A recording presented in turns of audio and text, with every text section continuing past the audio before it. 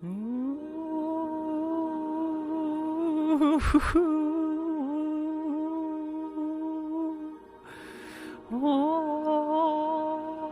I'm just part of the chorus. You haven't noticed anything. Oh, nothing's happening. The stream doesn't start until 8:30, so this is just part of the song.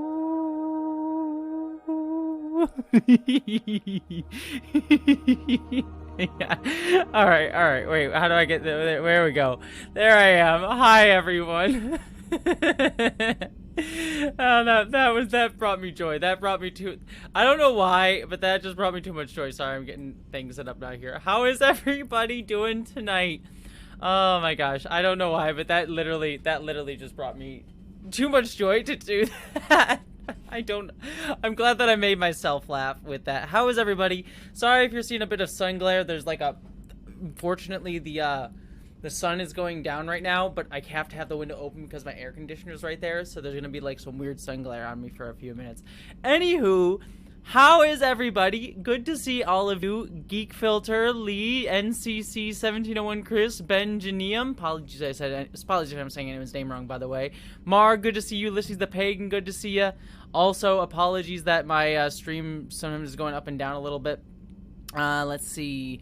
Marg, Lisa, Trans Pigeon 56, good to see you. Dorian, Admiral Paco, Marg, I already said hi to you, Marg. Molly, good to see you, Molly. How is everyone doing this? Oh, and Newt is here. Newt is here. Come here, Newt. Come on. Come and say hi to everybody. Come here. We're gonna say hi. Hi there, my Newt. Come and say hi to everyone. Here he is. There is Newt. He says hello.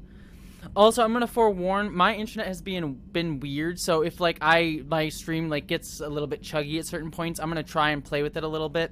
I'll be able to mess with it a little bit, but apologies if like for some reason the stream goes in and out a little bit, just because I don't know, my internet in this area has been like really weird the past like week or so. I don't know why. Other people were noticing over on Twitch, but Newt is here, and he says hi, even though he's like hiding. He's just gonna hide.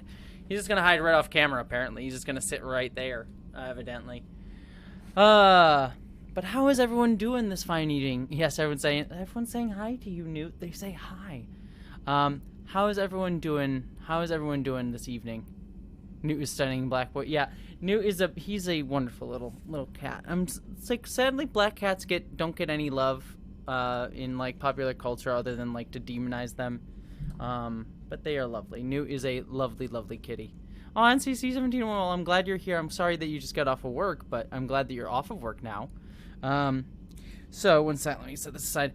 I'll be honest with you all. I just watched a movie with a friend, but I've honestly been, and that was really helpful, but also I've been like looking forward to the stream, everyone. Sorry, I'm trying to look around Newt. Because today I had kind of a rough day. It was kind of a rougher day for a multitude of different reasons. We'll probably talk about it as the stream goes on, but I know we always want to get hug Newt. Newt doesn't like, he likes the head scratches. He's all about the scratches. He's never about the hugs. He doesn't like the hugs. He will run away at the hugs. So, what movie did I see? So I watched the second Fear Street. Fear Street 1970 something? I really liked it. It's not as good as the first one. I thought the first Fear Street was more fun. Neither of them were like stellar, but I'm enjoying them. Like both the Fear Street movies so far have been really solid. They haven't been like kick butt, but the first one was definitely better than the second, though I have high hopes for the final one. So that's the stuff. So, it's okay. It's okay. I appreciate, by the way, I see people saying sorry that's why I was saying okay. People saying sorry that I had a bad day. It's okay. It's totally fine. It's a confluence of two different things. Three different things if we're being honest. One is I had a party last night, so that didn't the party was fun. Like I had a good time at the party, but it was a late party and I got very, very drunk because my friend made mixed drinks that I didn't realize were as strong as they were. He just had these he's like, oh yeah, these growlers full of stuff, have some, and it's like mostly bourbon, and I didn't realize that. So I got wasted last night on accident. And then also just on top of that, my Loki video was doing okay, but it hasn't done as well as I had hoped, so that kind of had me down a little bit. the algorithm giveth and the algorithm taketh away, unfortunately.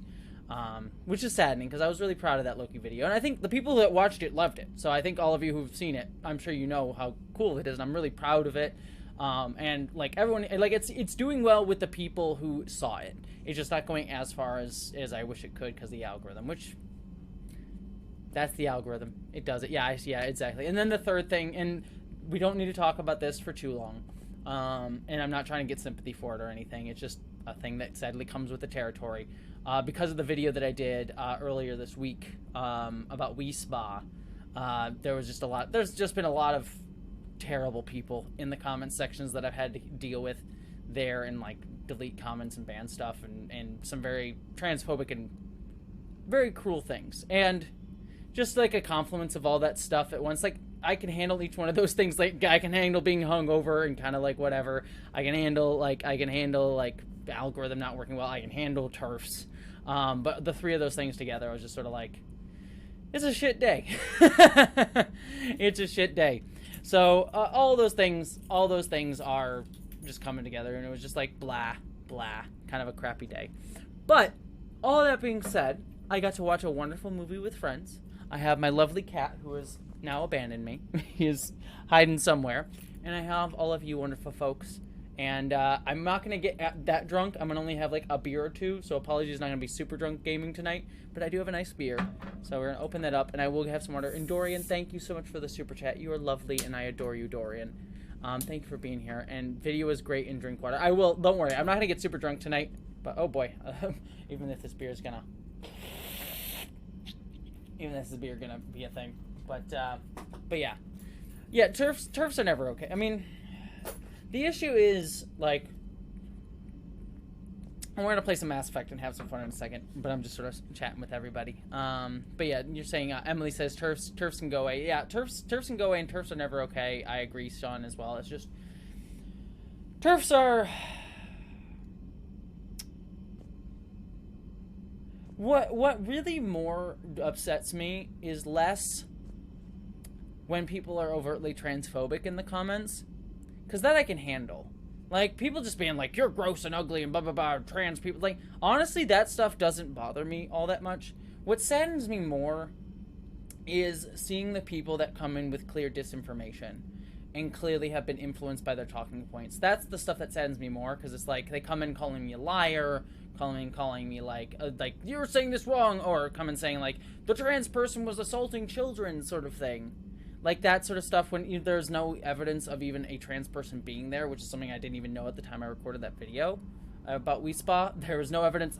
They literally cannot find evidence that a trans person was even there, which means it was all probably, not for sure, but probably was all just cooked up by this, this one person just caused exactly what happened to cause a ruckus. That's the stuff that saddens me most. It's just like, I can handle transphobia, like whatever. People are going to be transphobic. It'll get to me every once in a while, but 90% of the time it's like, whatever, who cares? Who gives a crap? Transphobe's going to transphobe.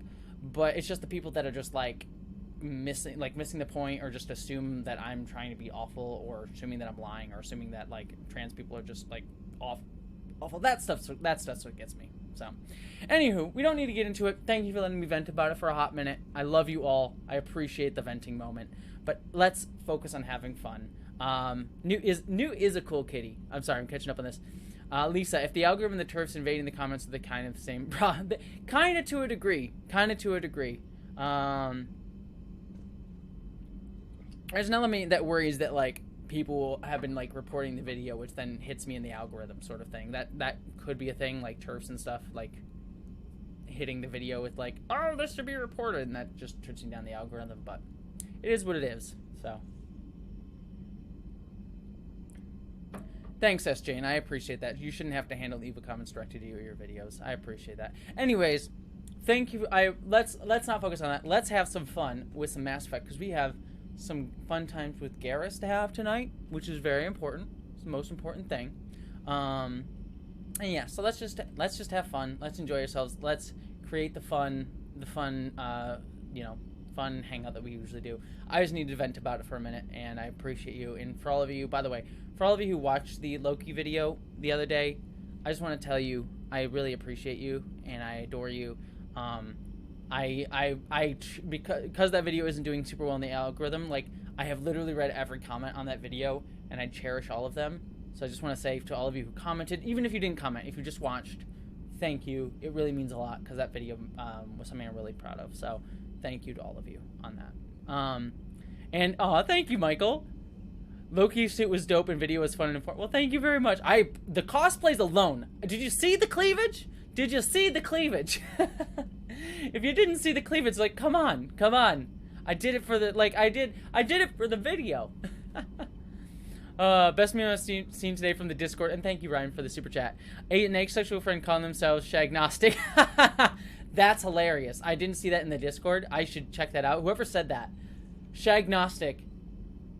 You win. You freaking win. Oh my god, I love that. I love that so much. Enjoy your wrath, Mom. Thank you, Jenny. I did see that you commented 3 times, Jenny and A. Jones. Thank you so much. Okay. So, what do we... I'm trying to remember what I was even doing on this last mission. Let's see what we're gonna... What do we want to do? Let's see. Batarian artifacts was recovered from... Let's see. Oh, yeah, we gotta go do the Counselor Udina thingy. And that's like someone... That's a sad thing.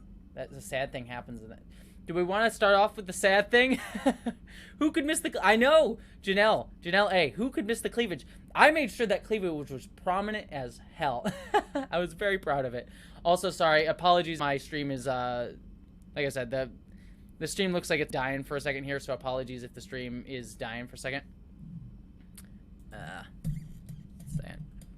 Apologies if the stream is dying for a hot sec. The internet will come back. Alright. Yeah, apologies. My internet's been going up and down, so apologies if you're getting some lag right now. I'm going to try and see something. Let's see if I can do this real quick. Just going to pop that off. That should help. Oh, no!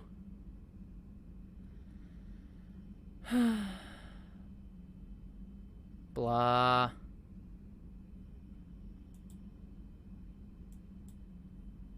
Sorry that the internet's being weird. My internet's being frustrating right now.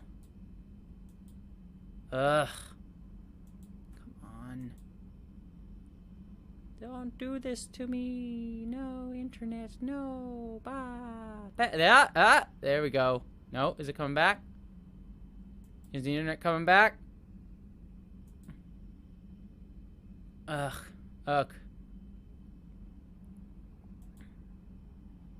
There. Here we go. Let's see.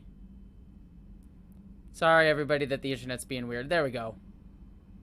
I think we're back. I'm stuck on a loop about cleavage.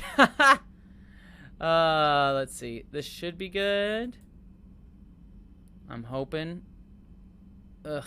Let's see. Yeah, I apologize, everyone. My internet has been not kind to me lately. I don't know why. I don't know why my internet hasn't been kind, but it's been very, very upsettingly mean lately. You can hear me. Okay, good. All right. Blah. All right. Well, I am glad that people can entertain themselves, Marg. I'm glad that you can hear my voice. Yeah, for some reason, so I haven't known what you can hear or see. But yeah, the internet lately at my place, I don't know why. I pay for good internet, and unfortunately it just like has been dying. As best as, it hasn't been able to do anything lately. And so I'm going to have to beef it up and pay more, which is probably what they want. They just want me to pay more, which is very frustrating. But yeah, why don't we just, I'm going to keep playing and I will keep talking and hanging out with the people in the chat. So apologies if the stream quality lowers or lessens. We're just going to play. I'll play through. You can hear me and we'll have fun. So, all right. Let's have some fun and enjoy yourselves. And it looks like the stream's back up. Okay, there we go. All right. Sorry, my brain's trying to get back to where we were. All right, so journal. Let us see. Let's do some side mission stuff. Let's get off Jess off Netgear. Yeah, so my internet, I have, it's the frustrating thing. I have Xfinity. And when you have, like, when you're in Seattle, at least in the area of Seattle I'm in, like, and I'm sure this is for, like, most areas, depending on, like, where you're at. Like, when you have to, like, use the internet provider that's nearby. And you have no real other choice in it. And it's just very, very frustrating. Because, like, they can just choose to, like, right now, just be like, yeah, no, we're not gonna give you good internet. We're just gonna slow it down. No big deal. It's like it slow it down in like it slows it down literally every evening, and it's just so frustrating. But what are you gonna do? All right, let's go. Let's go here. Yeah, they abandoned net neutrality for net aggression. I mean, yeah, it's just the internet service provider stuff is just kind of frustrating to be frank with everybody. Anyways. Alright. Yeah, sadly this deal is the pagan. There's not much I can do. If people's video's fuzzy, that's just gonna have to be what it is, so. Well, thank you, Sean Piper. I really appreciate that. Thank you. It means a lot. And I'm sorry that, like, I feel bad because it's like I want to be able to, and thank you for the super chat. Like, I just hate that, like, I have to pay for extra stuff and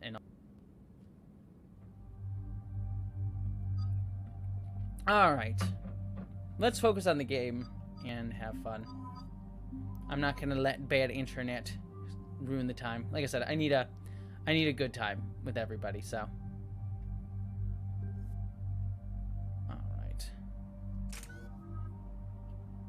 Alright. Let's see.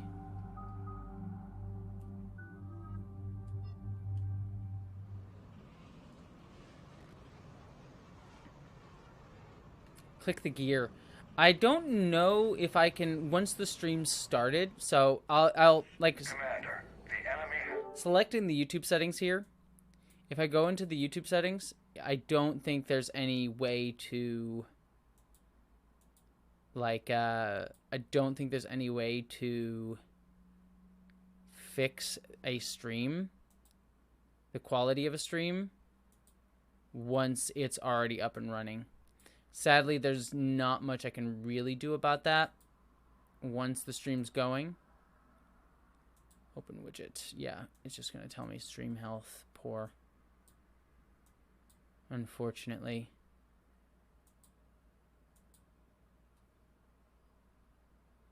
Let's put that there. Because, yeah, once I'm up and running, there's not much I can do about the quality of the stream. So, it is what it is. Alright, let's have fun. Let's kill stuff, so. Yeah, exactly, Sarah. Curse is capitalism ruining it in. Have you, Molly Manning, have I seen the new Resident Evil show? By the way, Molly, I love your new profile pic. It is absolutely wonderful. How do you want me to handle this? Really good if I can see it really quickly. I like the color of it anyways. It's kind of small on my screen, but I like the color scheme on your profile pic, Molly. I haven't seen the new Resident Evil show. I started it, and I want to watch it, but I haven't gotten through the whole thing yet. No, I plan to at some point. I'll probably watch it at some point this week, and I might even do a review of it, depending. But I am looking forward to it, because I heard decent things. I heard it was, like, not fantastic, but, like, a solid Resident Evil show, which, with me, I'm fine with solid Resident Evil stuff, so. And you, Seize the Pagan, thank you so much. You are beautiful, even if you're fuzzy, too. I really appreciate you. Alright. Also, how is sound levels too, by the way? Making sure my levels are all good. Turn on the game a little bit. Alright, we're fighting. Hey, Lucian! By the way, speaking of the person that I was watching a movie with, Lucian was the person that I watched the Fear Street movie with earlier. And it was... I mean, Lucian and I kind of agreed. As I was talking earlier, we watched the second Fear Street movie, and it's like, it was good. It was good, but it wasn't as good as the first one. Is the first Fear Street one that they released last week.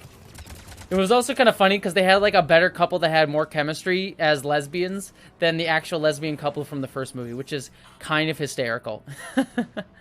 But, alright. But they're still fun. Like, both the Fear Street movies were kind of fun. Alright, see. Has anyone done the DLC party yet? I don't know what that is. What DLC party? Oh, the Citadel thing, Mark? No, I have not yet. We haven't done... Oops, sorry, Garrus. Didn't mean to shoot you, Garrus. No, I haven't done the Citadel thing. Believe me, when we get to the Citadel DLC, I'll be having some fun with that. Because that'll be definitely needed to be... that'll definitely be something that I stream and, like, set aside some time for. Because I've never played Citadel, and I know it's, like, a lot of fun with the characters. And so I am, like, very much here for the Citadel DLC. Alright. One sec. Okay.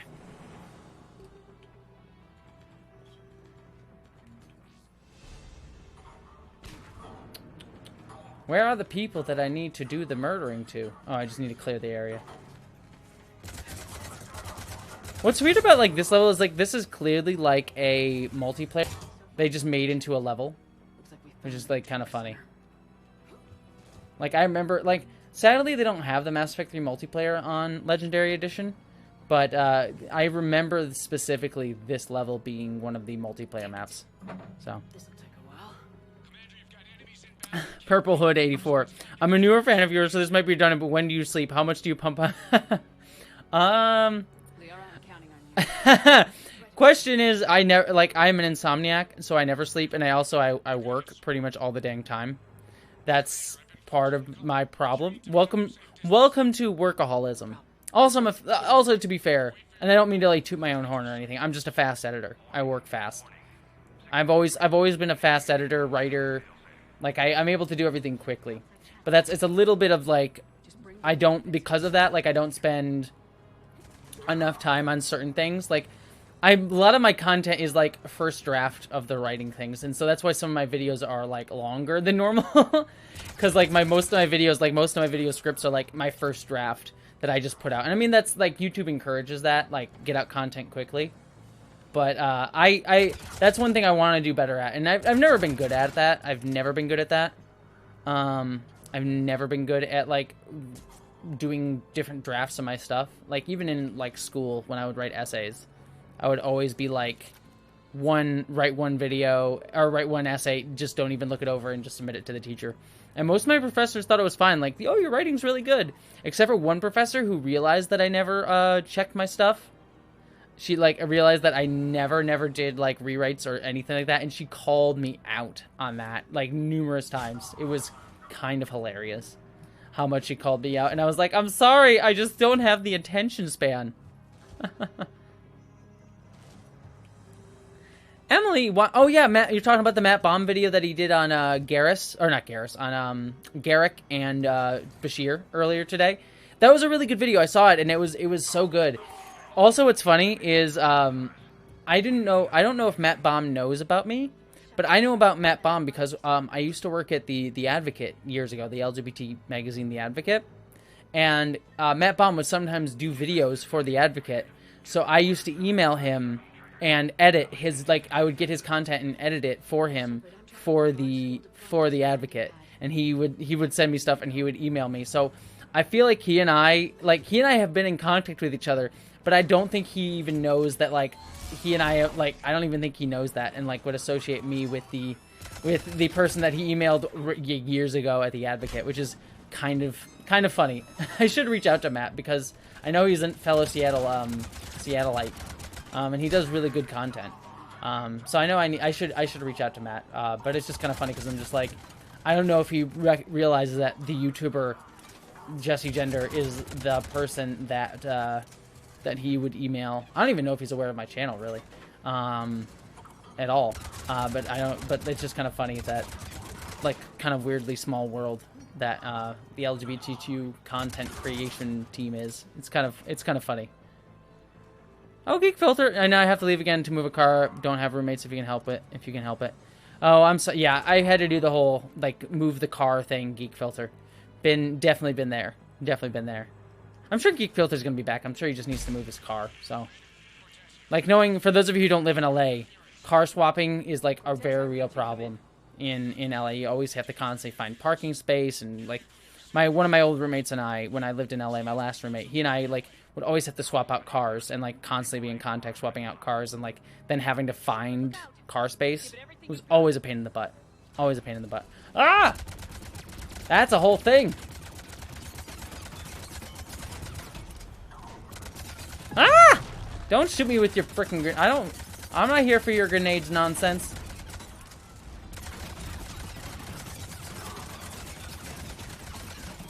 And that's an exploded mech. Anyone wounded? Just the usual minor flesh wound. Yeah, no, that was kind of nice of Abigail. Abigail modded me on Abigail Thorne modded me on her channel the other day. I mean, I know Abigail. And Abigail and I have like briefly like messaged each other, so I know she's aware of me. But I don't know how much she pays attention to me or anything like that. But we've been in contact, and I was honored that she like made me a mod on her channel. That was actually really cool. Made me feel good. I was like, yay. But I'm not sure how much Abigail is aware of me really overall. But yeah, it's nice that it's nice that she's aware of me because I think her content's awesome. I think she's awesome. So. Thank you, sir. That's all. Hack it out. I love that Dominic Noble is a patron. Dominic Noble's wonderful. Grady. Dominic Noble is legitimately an absolutely wonderful human. And I've talked with Dominic numerous times, and he is absolutely just an absolute like wonderful person and like super kind. Yeah, and it's been nice to talk to him. Let's see. How excited for you for Strange New Worlds? Dude, I'm straight-ish, but Anson Dang and Rebecca, of course. Oh, yeah. Sean Piper. I am legitimately so pumped for Strange New Worlds. That show looks like everything that I kind of really want right now from a Star Trek show. Like, Anson Mount, like, within one single season and the few short treks, Captain Pike, Anson Mount's Captain Pike. Not Jeffrey Hunter's. Jeffrey Hunter's Captain Pike is okay. I like Jeffrey Hunter's Captain Pike, but I don't love him. But Anson Mount's Captain Pike has quickly become my favorite captain. I think he just portrays that character with such charisma and kindness and caring, and yet like just like fun and just like sort of like very casual, and you feel like he's a person that you would want to follow as a leader, and yet you also feel that he's someone you could speak to. Like he manages to walk that line of like authority and everything, and so I think he's just so wonderful. And so and then Ethan Peck Spock, like Ethan Peck nailed playing Spock. He just absolutely nailed it, and I think he did such a wonderful job. And so I'm really excited to see him, and I'm really excited to see more of what Rebecca does with number one. Like we haven't seen a ton of her, just one short trek, and then a few little bits and pieces. And so that whole crew, and I'm so excited to see the rest of the crew. I mean, if you saw the casting for the rest of it, like the cast looks amazing. I am so excited for Strange New Worlds, and like the episodic nature of it, going back to like episodic Star Trek. You know, I am at a point where like I don't like after these bunch of shows, after Strange New Worlds, like I would like to see some more Star Trek that is not Starfleet focused. Like let's explore the Star Trek universe in another way that's not Starfleet focused.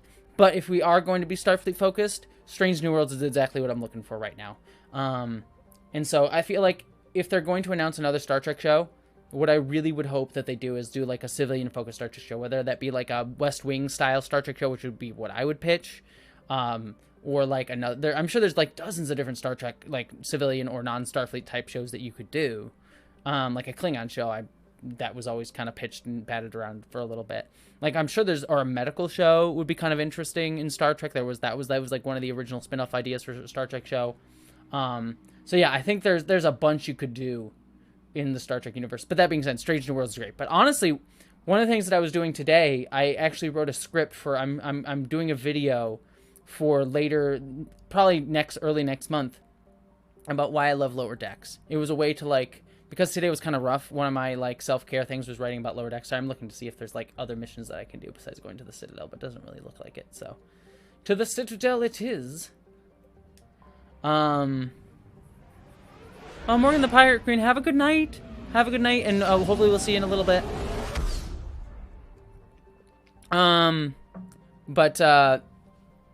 yeah, no, those are the words that I said.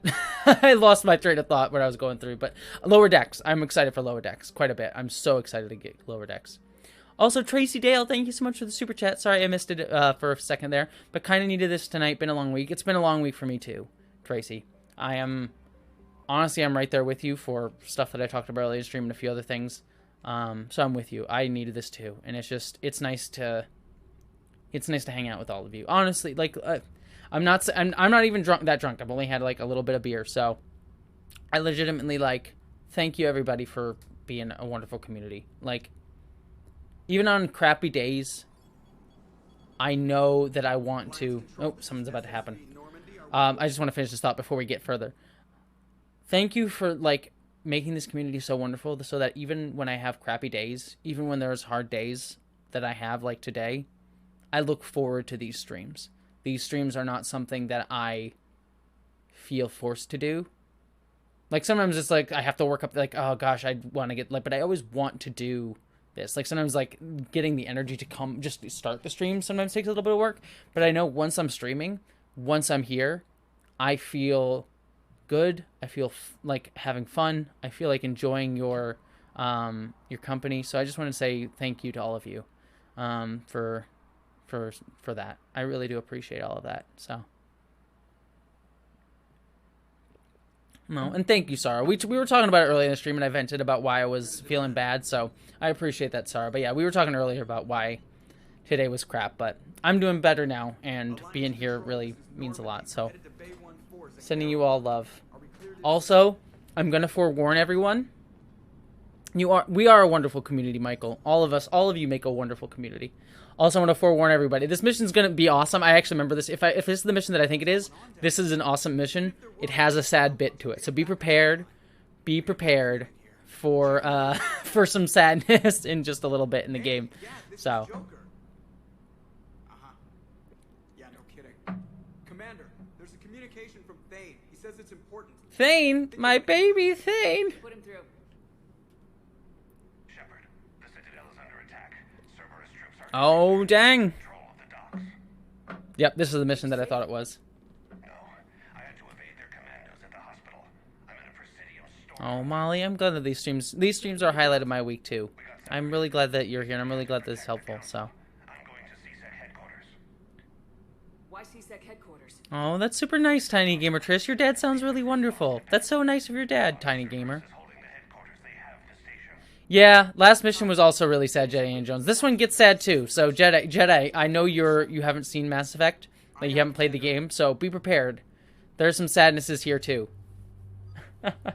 No, Geek Filter, don't say that. I appreciate the super chat. Don't say with a Unimatrix Zero.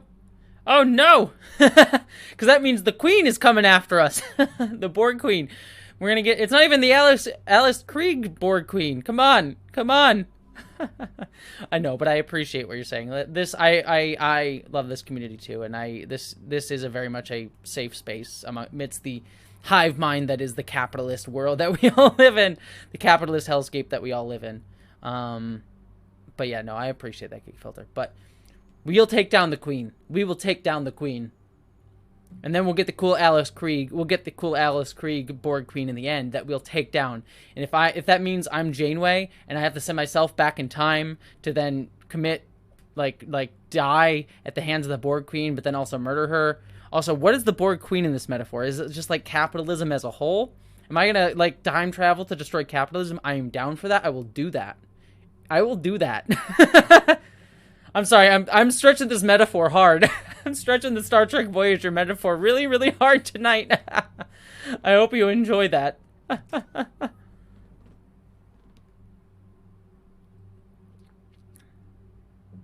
right. Sean Piper, I would give you a huge hug. If you were here, I would give you a huge hug. All right.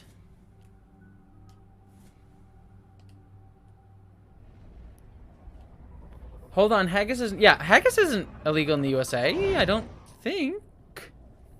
I know there's something weird about like sheep stomach stuff that's like illegal in the UK, maybe?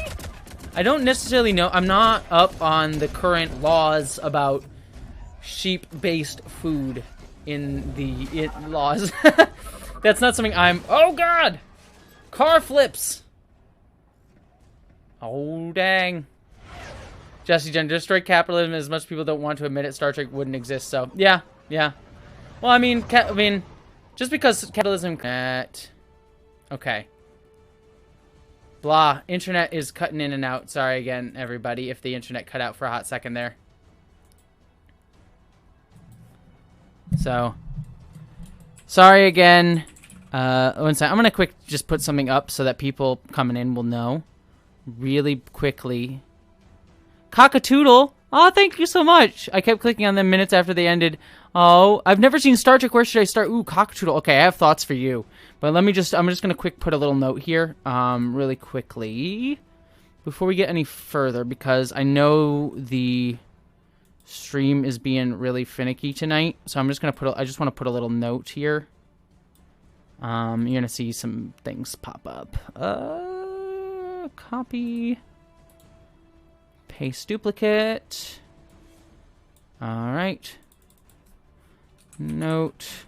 I'm just gonna put up a little thing here. Internet is being strange. Let me just quick change, lower this. I'm just gonna put a little note here for people. Internet is being strange. So any quick stream drops are temporary. Alright, I'm just gonna put that right there for tonight, just because my internet's being weird, so that way people who may pop into the stream may, will at least know that things are going on, because I feel bad that the stream... Blah. These streams... One second, everybody. I'm gonna actually just legitimately go into my internet provider right now, and just be like, I'm gonna just boof up the internet, because screw it. I'm gonna just pay for more internet, and be damned the consequences, because I don't want to have to disappoint any of you folks. Because I feel bad that this is constantly happening. So we're just gonna go into my internet provider, literally as we speak, and we're just gonna update it. If I can remember what my password is. If I can remember what my if I remember even what my Xfinity password even is right now.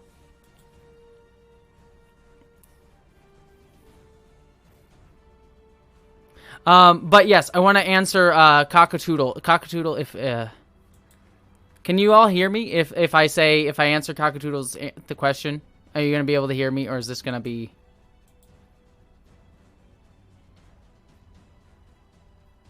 Oh my gosh.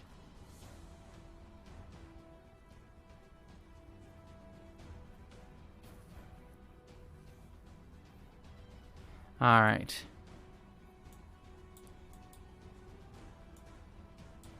All right, we're changing. We're literally going in. We're literally going in right now, everybody. And we are gonna fix this. Fix this streaming issue as we speak.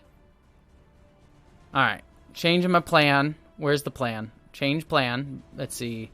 Services. Manage internet. We're literally fixing it as we speak. Alright. What I could also do is, I wish I could get a, let's see, can I upgrade my, I just want to see if I can upgrade my plan. Is there actually a way to do this? I guess not here. I'm going to have to legitimately go into the store and upgrade it, I guess it says. Because Xfinity is a pain in the frickin' butt. It's a pain in the frickin' butt. Change plan. There we are. Alright, getting more stable. There we go. There we go. At least it's getting more stable. I don't know what the issue is with my internet. Because I pay for good internet, and it's just like, nah. Nah, we're just gonna mess with you. And it's always at night. Like, during the day, my internet's always stable, but then in the evenings when I want to do stuff, it's just like, nah, we're just gonna cut out like crazy. And it's just like, come on, folks. Alright. Let's see. Alright, here we are.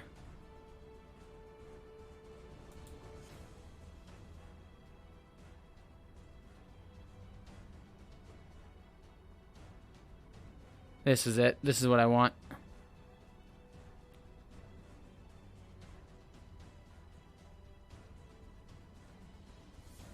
Okay. So I'm upgrading my internet literally as we speak. And adding that. To offset the... Oh, thank you, Catherine Lembeth. I appreciate that. All right. Sorry that this is exciting stuff, but I just want to make sure that we have fun. And I'm not going to have to worry about this. So, let's see. There we are. And...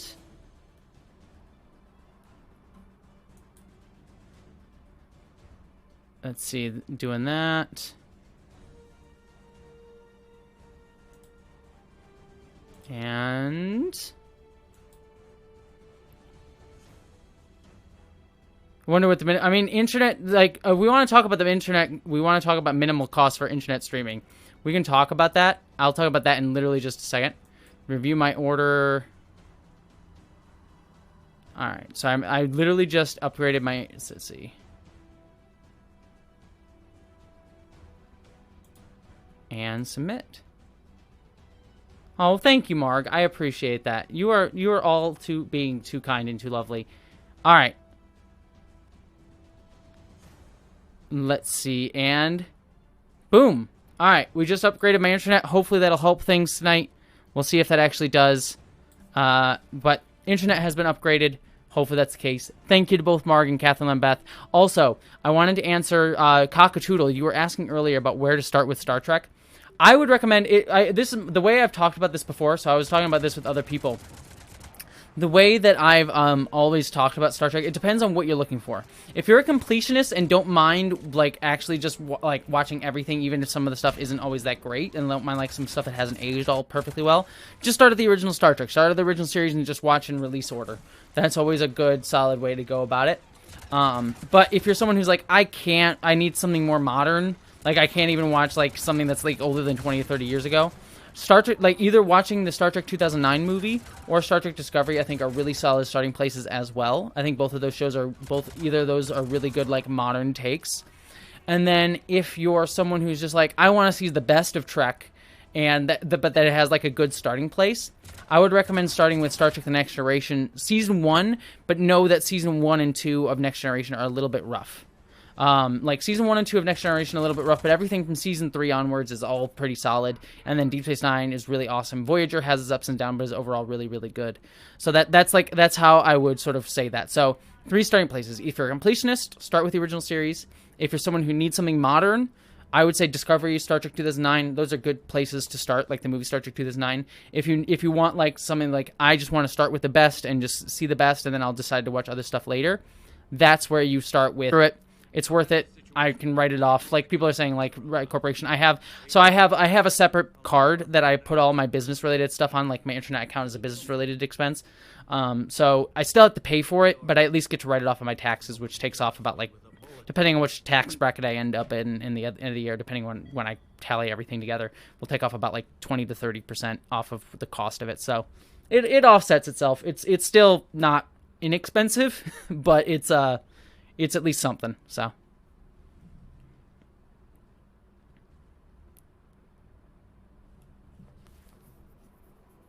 Here we go. Also, here's some Bailey stuff. Courtesy of Cerberus. How's that gonna help? Cerberus. See, I disagree, Owen. I actually really like the Kelvin universe Star Trek films. I like them quite a bit. And I mean, I did a whole 5 video series on why I love the Kelvin universe. It's definitely different in Star Trek. Don't get me wrong. It's like it's not the same, But that's a good thing. Star Trek, infinite diversity and infinite combinations, right? Star Trek should shift and change with the times. We had, what, 14, we had 21 seasons of TNG era Trek. That 21 seasons, I feel like I've seen that era of Star Trek. I'm glad to see some more different type of Star Trek now. So, let's see. One counselor's better than zero. Where am I headed? All right, quick, see something real quick. Fairly defensible position. I'm on it. Just a second. Yeah, Star Trek has never cared about canon or continuity. Like, don't get me wrong, there's some continuity in Star Trek, but, like, Star Trek has never been, like, a huge thing for canon or continuity. Like, it has always been fairly, like, wonky when it comes to continuity in any way, shape, or form. So, and yeah, I agree, Sean Piper. Beyond is one of my favorite Star Trek movies, period, hands down. I love Star Trek Beyond. Star Trek 2009 is great, too, but Star Trek Beyond, easily one of my favorite Star Trek movies, period. It's in my top 3. So... yeah, I agree, Terra Incognita. I actually will agree with you. Like, some people say, like, oh, like there's this fight between people that are like, oh, the Orville is like, the Orville is the only real Trek on right now. And there are people who are just like, the Orville sucks and is awful. And it's like, I like the Orville. It's like, it's obviously not official Trek, but it's very much inspired by Trek. It's sort of like in that Galaxy Quest vein where it's like, yeah, it may not be Star Trek officially, but it is still Star Trek it's still the type of Star Trek that I enjoy and love. Like, don't get me wrong, like, I think the Orville, I'm excited to see where the Orville goes in its 3rd season whenever it eventually comes out, but I enjoy the Orville, and I think it into the 2nd season of the Orville, it got distinctly better. Like, I think the 2nd season of the Orville got legitimately a hell of a lot better, as it went along, and I'm honestly excited to see where future seasons of the Orville go. I actually think, like, future seasons of the Orville could be really good. I don't really know if season 3 of the Orville will. My worry. I have a feeling that the 3rd season of the Orville, and it might be proven wrong, but I worry that the 3rd season of the Orville might be its last, because it made the shift over to Hulu because it wasn't getting super great numbers on Fox, and so Fox kind of said, meh, we don't want it, and it went over to Hulu. Now, going to Hulu might give it the numbers it needs, but I worry that being on Hulu will kind of, like, make it suffer. Because Hulu, I feel like, is just not getting a lot of attention at all in general because it's sort of owned by Disney now. And so because of that, I feel like Hulu's just not going to get the money. And The Orville is a fairly expensive show for them. And so I really feel like unless it's like going to get that prestige level stuff of like The Handmaid's Tale, because The Handmaid's Tale is like prestige level drama for Hulu. But it's like, what other Hulu shows do you really like watch? Like, maybe I'm wrong, but it's like there was some Marvel shows on Hulu that did okay, but not fantastic. It's like, other than The Handmaid's Tale, is there like any other Hulu show that you can think of that like is gonna do really well? So I don't know. Like, don't get me wrong. I want the Orville to keep doing well. I would love to see more Orville, but I have a feeling that this next season of the Orville might be its last. So we'll see. Maybe I end up being wrong. Maybe I'll end up being wrong, and I hope I end up being wrong. But I worry that this might be the last season of the Orville. But we'll see. It's hard to tell without anything to base it off of. So.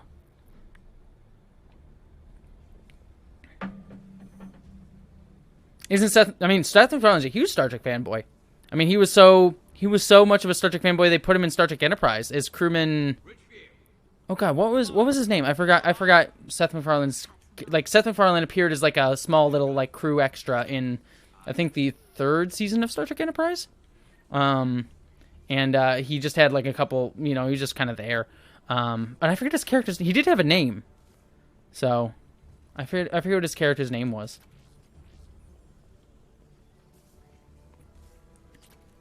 Yeah, Disney basically does own everything, Mark, at this point. Oh, hello. Door freak.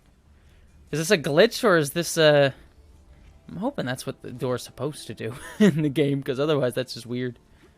Alright, yeah, I guess that's just how the door's supposed to go. Wrath of Khan is a good entry. Yeah, I like... Sorry, I agree. Wrath of Khan could be... And I think a couple other people were mentioning it earlier in the chat. Wrath of Khan is like a decent entry point for Star Trek, I feel like.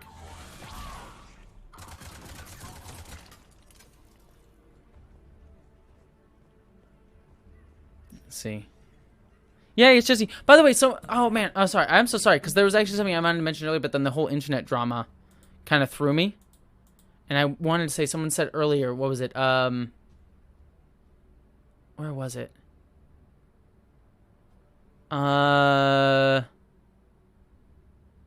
Tech Jessie. there was someone that just said, I apologize. There were some people that said that this is the first time catching this stream, and we're like, yay, Jessie, hi, Jessie. I'm so sorry if you came in during the whole tech thing that was about, like, 20 minutes ago. We were, like, dealing with the internet stuff.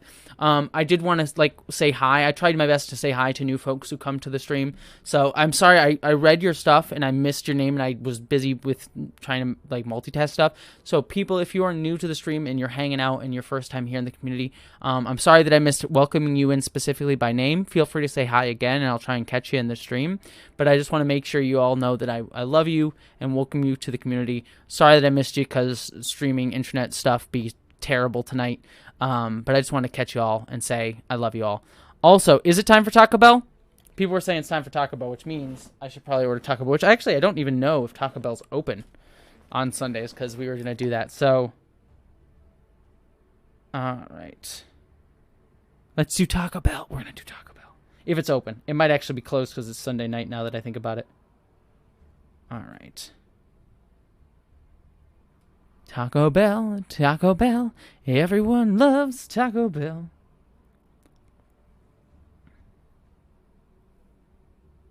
All right. Food. There we go. Taco Bell, is it open? It is! Taco Bell is open! Everybody! It's the best! Yes! I have won! I have won. Alright, we're gonna get my beefy 5-layer, because Jessie loves her 5 layers of beef, if you know what I mean. I'm in a mood tonight. I'm in a mood. Either that we just hit Horny Jessie, and Horny Jessie's just expressing herself. Horny Jessie's just expressing herself through tacos tonight, which, you know, fair. Fair. Oh, God. Oh, God. All right, adding that. And adding that. Boom. View order. And actually, let's make that. And we have just ordered the Taco Bell. All right. Standard. Given a good tip, because Uber Eats people go through hell. And there we go. Hell yeah. Oh, Tiny Gamer Triss, thank you so much. I really appreciate, we always know what you mean. Thank you, Geek Filter. Tiny Gamer Triss, thank you so much. Like I was talking about earlier, like, I'm one of the things that's, like, weird on YouTube with the algorithm, like, I am honestly saddened. Like, the algorithm always is weird to me.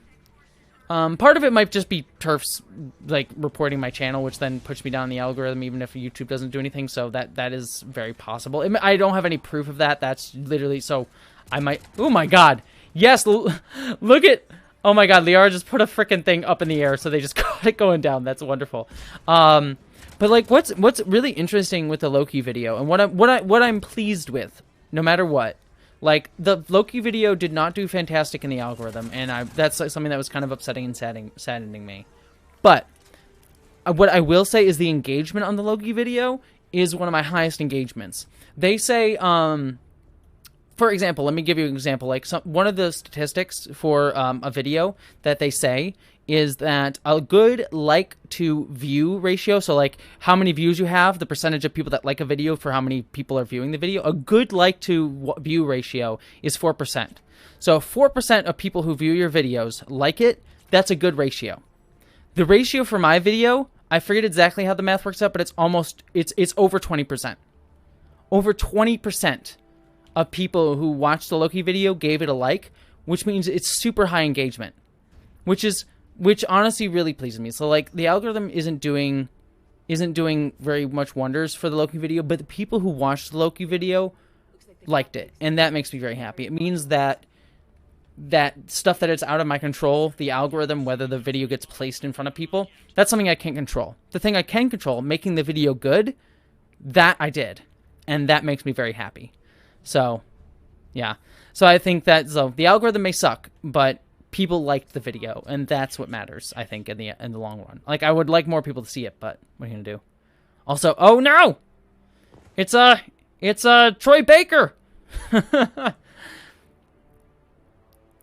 Troy Baker playing a character. Also, it's worth noting, I believe this character is of Asian descent, and I don't believe Troy Baker is, so that's sort of an interesting... It's something to note about the character. This character right here. But it is Troy Baker. I do love Troy Baker. Troy Baker is fan-freaking-tastic, so...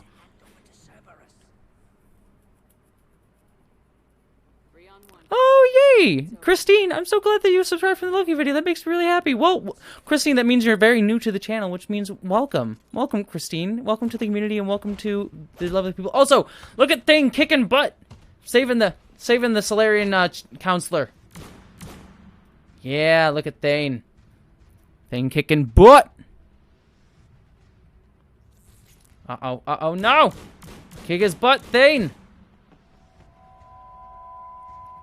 Oof! Oh! Boom! Boom! That's my boy! That's my boy, Thane!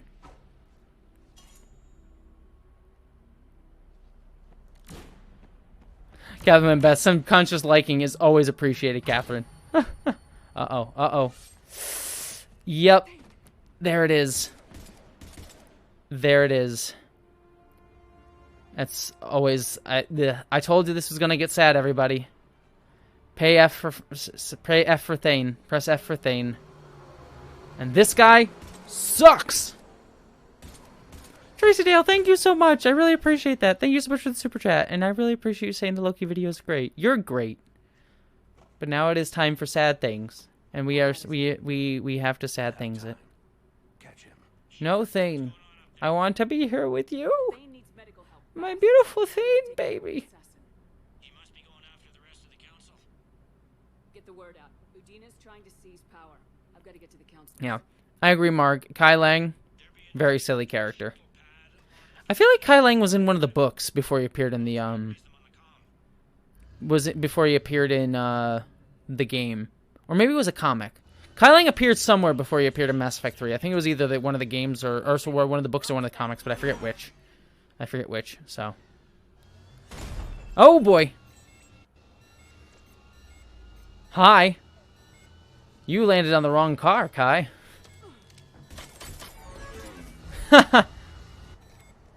Shepard's just like, alright. No! Why would you stab it? Liara's like, oh my god. Maybe one day, not right now, Ice Cat 9. I actually don't own Marvel Ultimate Alliance, but I'm not against playing Marvel Ultimate Alliance. So. Oh, thank you so much, Sean. You are beautiful. You are absolutely beautiful. You are sending you love, Sean, as the car goes crash. Also, space. I'm in a space cop car, so you know what? I'm okay with the cop car not surviving. But you are absolutely beautiful. Mass Effect Retribution Deception. Those are the books. I only read the first one, which was... I actually forget what the first Mass Effect book was. Off the top of my head. Oh my god.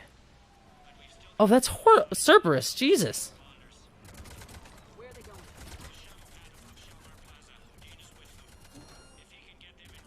That's dark. I forgot that Cerberus is just mass killing civilians. Like, I know this is the end result of any supremacist organization, right? Like, just mass killing of anyone who doesn't look like them.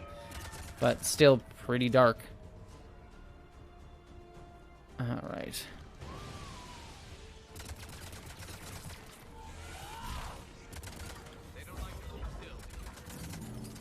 Ah, space ninjas! Oh, God.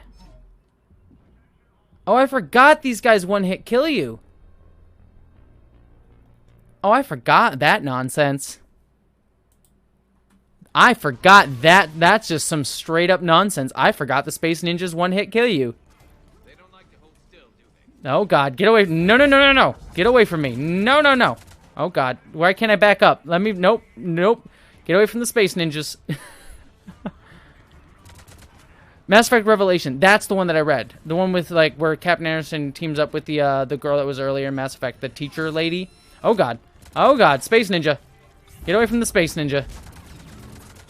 There we go. Kill the... No bad Space Ninja.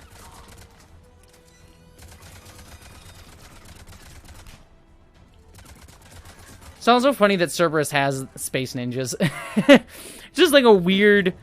It's just a weird thing for Cerberus to have. It's like we have a bunch of soldiers, and then we trained a whole group of Space Ninjas, evidently. So, like, there you go. The Elusive Man was very much like, you know, I need space. Do you think the Elusive Man was, like, sitting there? Was just going, like, all right, so we're training our army, everybody, right? And, and everyone's like, okay, so what do you need, Elusive Man? What's the plan? What do you want to train? It's like, all right, we got our regular soldiers. Yeah, we got our regular soldiers, Elusive Man. They're great. They're doing strong. We got our big mechs. Yo, yeah, Elusive Man, we got a big mechs. You got to have the big mechs. Big mechs make sense. We're in a sci-fi world. You got to have sci-fi stuff. And he's like, yeah, okay. So what about Space Ninjas? And I was like, I mean, we have like space guns and space magic. I mean, we're all basically space wizards. So like, do we need this? Do we need it? Like, swords seem very antiquated in this world. And he's like, no. Very important. Space ninjas. Like, just think how cool space ninjas would be. It's like, yeah, but I feel like swords are kind of ridiculous. Like, it's either that or, as Admiral Paco says, space pirates. It's like, but I feel like space pirates are a thing. No, but I'm talking about, like, yar, I be a pirate and I come for your space booty. It's like, oh yeah, those kind of space yeah. Speaking of space mechs. Anyways, hopefully that long diatribe was funny. Some of you seem to enjoy it. Otherwise that was just a whole bunch of me being dumb. So hopefully that long protracted bit was good for you all. I just feel it funny that the Elusive Man is like super into space ninjas, evidently.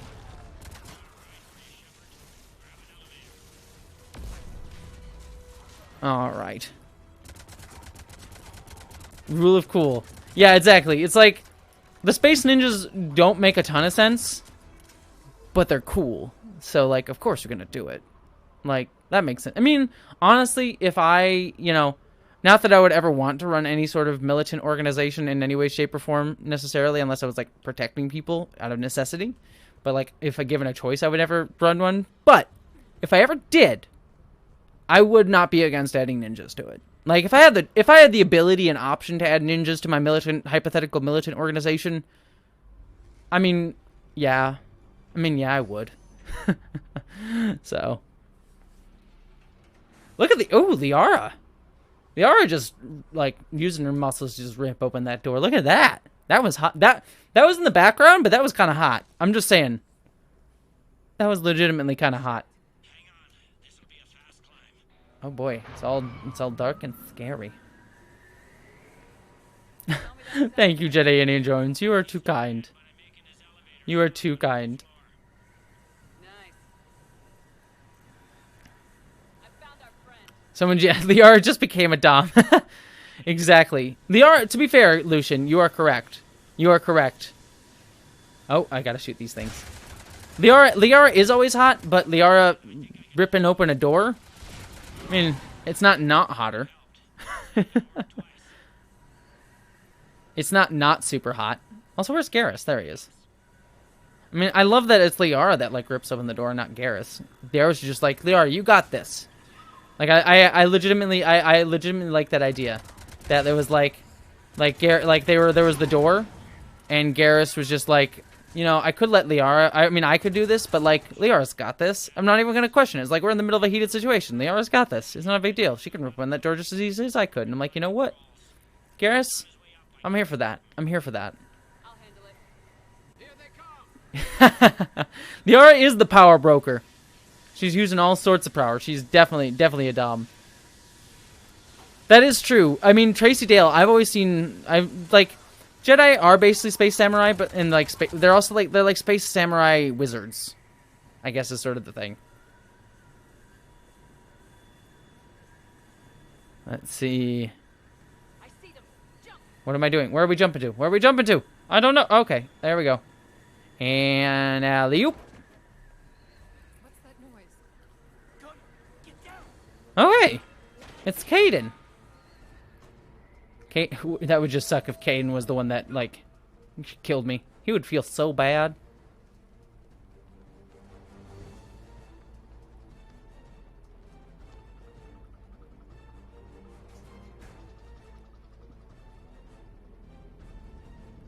Oh, no. The shuttle. The Normandy shuttle is gone. Wizards have a hat. Yeah, one of the best lines from Falcon and the Winter Soldier, Molly. I agree. A wizard did it, yeah. A wizard did it with the Gandalf face. Everyone calm down. I can explain this, Kate. Come on, Shepard. Caden, trust me. Honoring a counselor? Kinda looks bad. We don't have time to negotiate. You've been fooled, all of you. You've been played for a fool, dang it. The Solarian counselor confirmed it. Please, you have no proof. You never do. There are Cerberus soldiers Wow. in the elevator shaft. I am shocked. That door, they'll kill you all. I am legitimately shocked that Udina We've missed turned out to be a bad guy. It did not help us. How could we have seen this coming? Dead if we stay out here. I would never have guessed that Udina was a bad person. Oh no.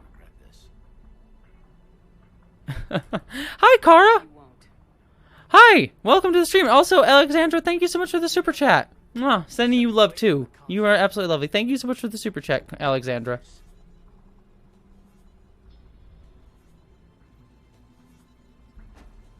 Whoa. Udina? He's got a gun! Oh, wait, no, I didn't mean... Oh, shit. Well, you know what? Screw it. Udina deserved to die. I just saw a button that pushed. I've been trying not to do the renegade options, but... Screw it. I'm okay with killing Udina. It's one of those, like, I would prefer not to have killed him. Like, I prefer not to kill anybody I don't need to in this game, but... It was gonna be anyone. I'm okay with Udina. I'm okay with it being Udina. Oh, well. Whoopsie daisy. Whoopsie daisy. Cerberus was targeting us. Where did their soldiers go? I just like, I even had my hand on him, like, oh god, renegade. Nope, I meant, oh well. Sorry, if anyone's actually, I deeply apologize. I did not mean to kill Udina. I will not celebrate the man's death, but if there was any renegade option to do, I owe you both a personal debt. I'm not upset that it was that one. So, You don't owe me anything, counselor. Times like this, we all stand. yeah, I usually go, I'm playing a Paragon run through. I don't usually go renegade, but that was completely on accident. Whoops a daisy. Whoopsies, sorry, Udina. All right, people. Principals are evacuated. We got a tunnel and a million more places to secure. Move it. It is a good renegade option, Flowers for Brains. Not that I'm here for, again, not here for murdering people really at all, but, you know. Whoops, I tripped. Again, who could have foreseen that Udina was a bad guy? Things didn't go as planned. Hey, Troy Baker. Council's still in control of the Citadel and Udina's dead. That's so weird. Usually Troy Baker sinks in this role, but I can like hear Troy Baker doing his lines for this video, for this character. When you return. Hey, Lumen Gaming, good to see ya. Surprised you let Shepard get the better of you, Lane. It Wow. won't happen again. Some deep shaming. We'll see. That was straight up the dad telling you that he wasn't upset, he was just disappointed. That's what that was. That was the elusive man being like, look, Kai Lang, like I'm not upset, but I'm just disappointed, you know? It's fine. It's no big deal. It's okay. Just gonna check and see if Taco Bell's on the way. It's fine. No worries. My order's being picked up. It's not a big deal. It's fine. It's fine. No, it's fine. Tunnel, Shepard. Your Cerberus pal is made out of smoke and mirrors. Let's see. He likes to fight. He'll show up again. Yeah, that was exactly Tiny Gamer Frisk. That was the worst dad energy right there. That was the like the oh god, that's I would never want that. Like my dad ever said that to me, I would be like, I'm sorry, Dad.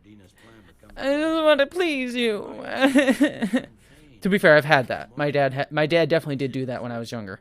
He definitely played the I'm not upset, I'm just disappointed. He definitely played that card. I'll get on it. Jessie is Mickey Mouse. I can do a good Mickey. Huh? Hello, everybody. I hope you're having a wonderful evening. Look it's the Space Police. Huh?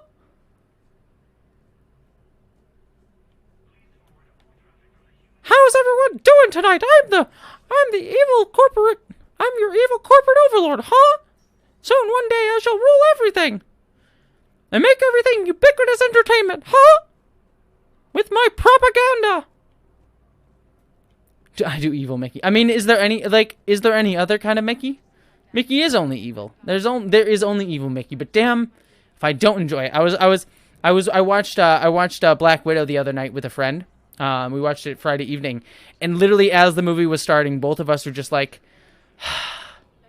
we both know Marvel is like ubiquitous entertainment with like a lot of military propaganda in it, as well as other propaganda, but heavens if I won't eat it up. I was just like, I hate you. I recognize the propaganda, but you know, if I don't want to shove it down my gullet, because damn it, do I not enjoy the superhero stuff. It's like, again, we've talked about this here. It's like, it's okay to like enjoy problematic media. Like there's definitely problems with the MCU and a lot of the different things, but I also still enjoy it. So it's okay to love things that are problematic, as long as you just recognize that they're problematic. That's always just the important thing. So, all right, I am just wandering around in a circle here. So, what? I think there's like a bunch of like Citadel stuff. Oh yeah, I gotta go see Thane die, which is that's the thing. Let's go see Thane die. Yay! Aren't we all excited to go watch Thane die?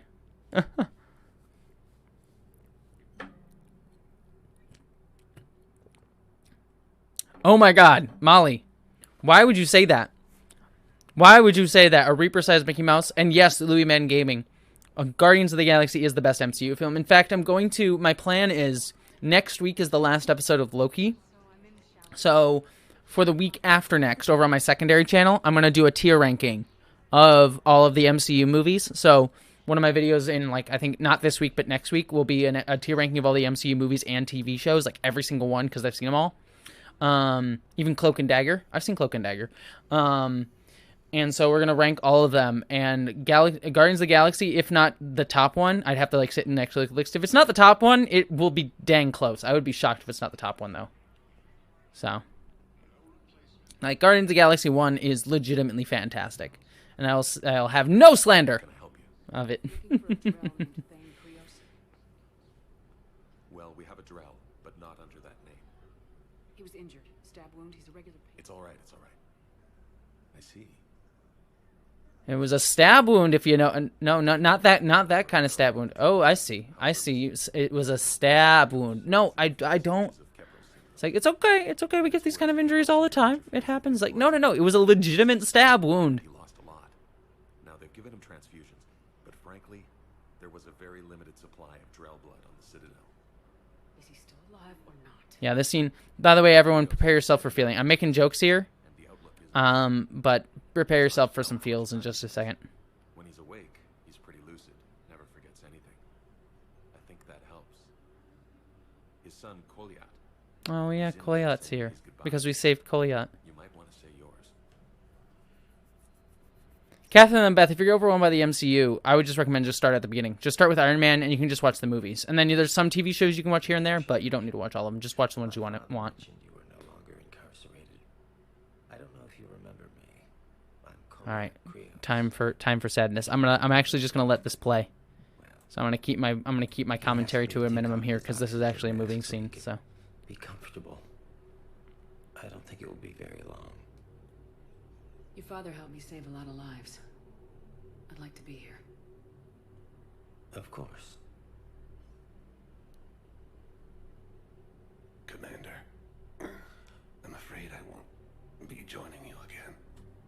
done more than enough, Thane. That assassin should be embarrassed. A terminally ill Drell managed to stop him from reaching his target. I'll pass the word along. There's something I must do before it gets worse. I must...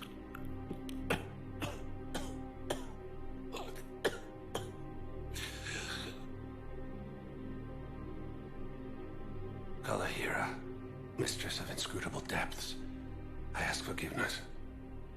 Kalahira, whose waves wear down stone and sand. Kalahira, wash the sins from this one and set him on the distant shore of the infinite spirit. Goliath, you speak as the priests do. You have been spending time with them. That's really sweet. That he gets like peace with his son before he dies. Brought a prayer book. Commander, would you care to join me? Kalahira, this one's heart is pure, but beset by wickedness and contention. Guide this one to where the traveler never tires. The lover never leaves. The hungry never starve. Guide this one, Kalahira, and she will be a companion to you as she was to me.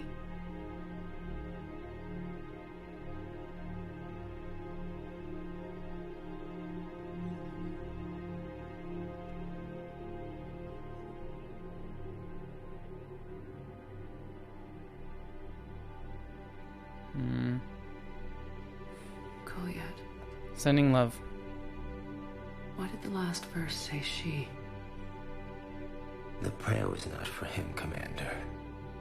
He has already asked forgiveness for the lives he has taken.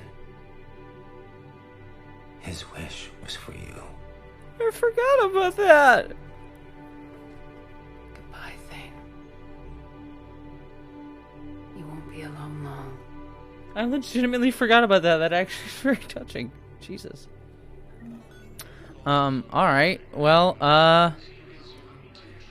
whew, alright. Sorry. That was, I know that was a rough one, but I just wanted to make sure I didn't comment during that one, because that's a legitimately very moving scene, and, yeah, so, but yeah, I was seeing the chat there. We were talking about different shows.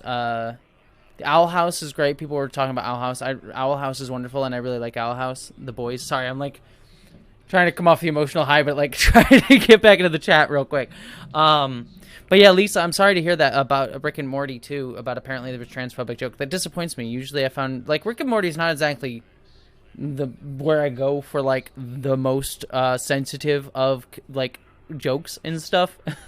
But usually I found like their comedy is like very blah, but generally in the right place. So I'll be interested to see it, because I'm planning on watching Rick and Morty probably tonight. I usually watch that episode either tonight or Monday mornings, whatever, Rick and Morty, and I generally enjoy Rick and Morty. But yeah, I'm curious to see how that joke comes out, Lisa, because that sounds frustrating. Especially since I figured that we'd move past that. I mean, I remember like the Venture Brothers, like early Venture Brothers. I love the Venture Brothers show, but that show is one of those like that comedy gets a bit. But I kind of think it gets a pass because all the characters are jerks, and when you make your characters jerks, it gets slides better. Like It's Always Sunny in Philadelphia. But Venture Brothers had a lot of transphobic jokes towards the start of its run, like a lot of transphobic jokes. But as the series went on, the jokes, I don't want to say necessarily matured, but like their targets got much better. I feel like in Venture Brothers. Like Venture Brothers is far from a perfect show in terms of its targets of its comedy, but I think like as the show went on, it definitely matured. Same thing, It's Always Sunny in Philadelphia. I feel like It's Always Sunny in Philadelphia really grew and like got much more targeted and well utilized its criticisms and comedy. But the one, if you want an alternate to that, South Park did not. South Park, honestly, I loved South Park as a kid. It was like the cool thing that the kids were like, oh yeah, we're watching South Park. South Park, I feel like they have not grown up. In a way, grown up is not the right word to use. They have not they have not really analyzed how to use their comedy in a way that actually feels like it's saying something, like saying something meaningful. It's just sort of like we like to take the piss out of everybody. And like that's cool if you're a teenager. I guess teenagers like that sort of thing. But like as I'm older, I'm just like, I like comedy, and I don't necessarily yell my comedy to be like pristine and perfect. And I understand comedy's a hard line. And sometimes some jokes will not land. Sometimes some jokes will be offensive because you're learning and trying new things. I get that. I'm willing to allow some comedians some grace on that. Like Patton Oswalt, for example. Patton Oswalt, there's some jokes that Patton Oswalt has made that are not great. I find like you go back through some of Patton Oswalt's old stuff, has not aged well. But I know Patton Oswalt always tries to come from a place that is supportive, kind, and caring, and is like aware of the trans community, aware of the LGBTQ community, aware of many issues. His comedy doesn't always land all the time, but he's trying. But I just feel like certain things like South Park, they don't have that self-awareness. They don't have that self-criticism, and I feel like that's the issue. Like, I don't mind crass humor. Like, crass humor can work, but I think crass humor with a purpose, and like understanding who is the target of your comedy and who you're laughing at. Like, I feel like if you watch It's Always Sunny in Philadelphia. Like, for example, there's like a whole episode of It's Always Sunny in Philadelphia where like they have like in recent seasons, they had some old ones that were especially transphobic. But there are some scenes, there's some jokes in It's Always Sunny in Philadelphia that are bad and transphobic and hurtful. But the point of the joke is not that those things are funny. It's that the characters that we're watching are horrible human beings, and we are laughing at them because their views are horrible. That they're terrible people. And the show makes it clear that that's the point. So when they express these terrible views, we know, watching it, like, these jokes are funny because they are terrible people. And I feel like that's much smarter comedy, a much smarter criticism. So, anywho, that's my rant on comedy for tonight. So, we were talking about Terry Pratchett. Terry Pratchett is wonderful. I need to read that book, by the way, Sarah, that you sent me. I do plan on watching it, so.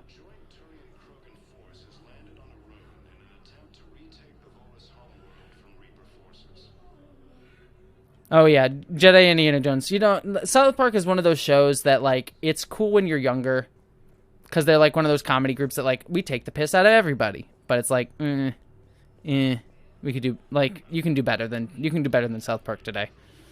Every so often it gets it right, but like it's just not really great. So exactly, Molly. That is, they do that. Like, there is a character that starts off with some really homophobic jokes, but then they actually turn it around and like actually make it work because they recognize that like the jokes were old and needed to mature. So yeah. Ooh, moral dilemma. This is very Star Trek-y. That's a nice sentiment, but it won't help when we run out of supplies. I've seen this happen in combat before, and we will run out of supplies. So this is just basic triage. The administration center made?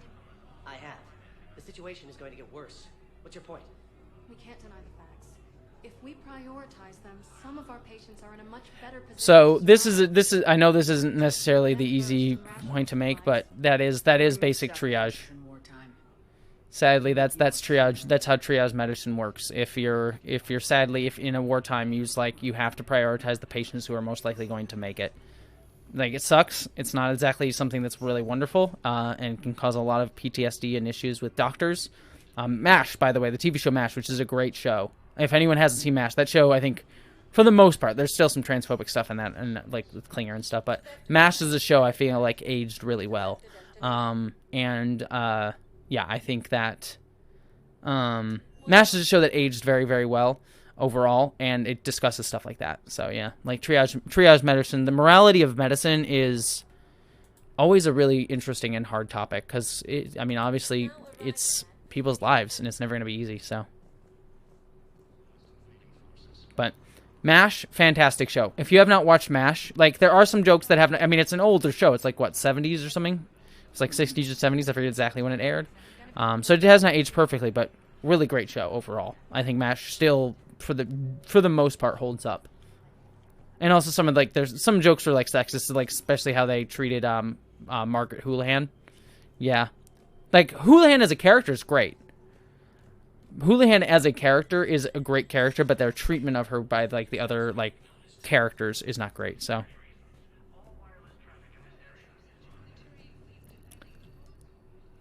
Let's see. I'm trying to think. Is there anything else I can do in here? I feel like there's some side missions that I can do really quickly.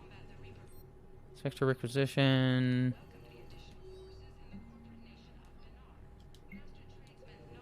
Let's see. I don't know. I guess. What other missions can I do here? Let's see. Mission summary. I was supposed to find her at Dock 42, so I gotta go to Dock 42.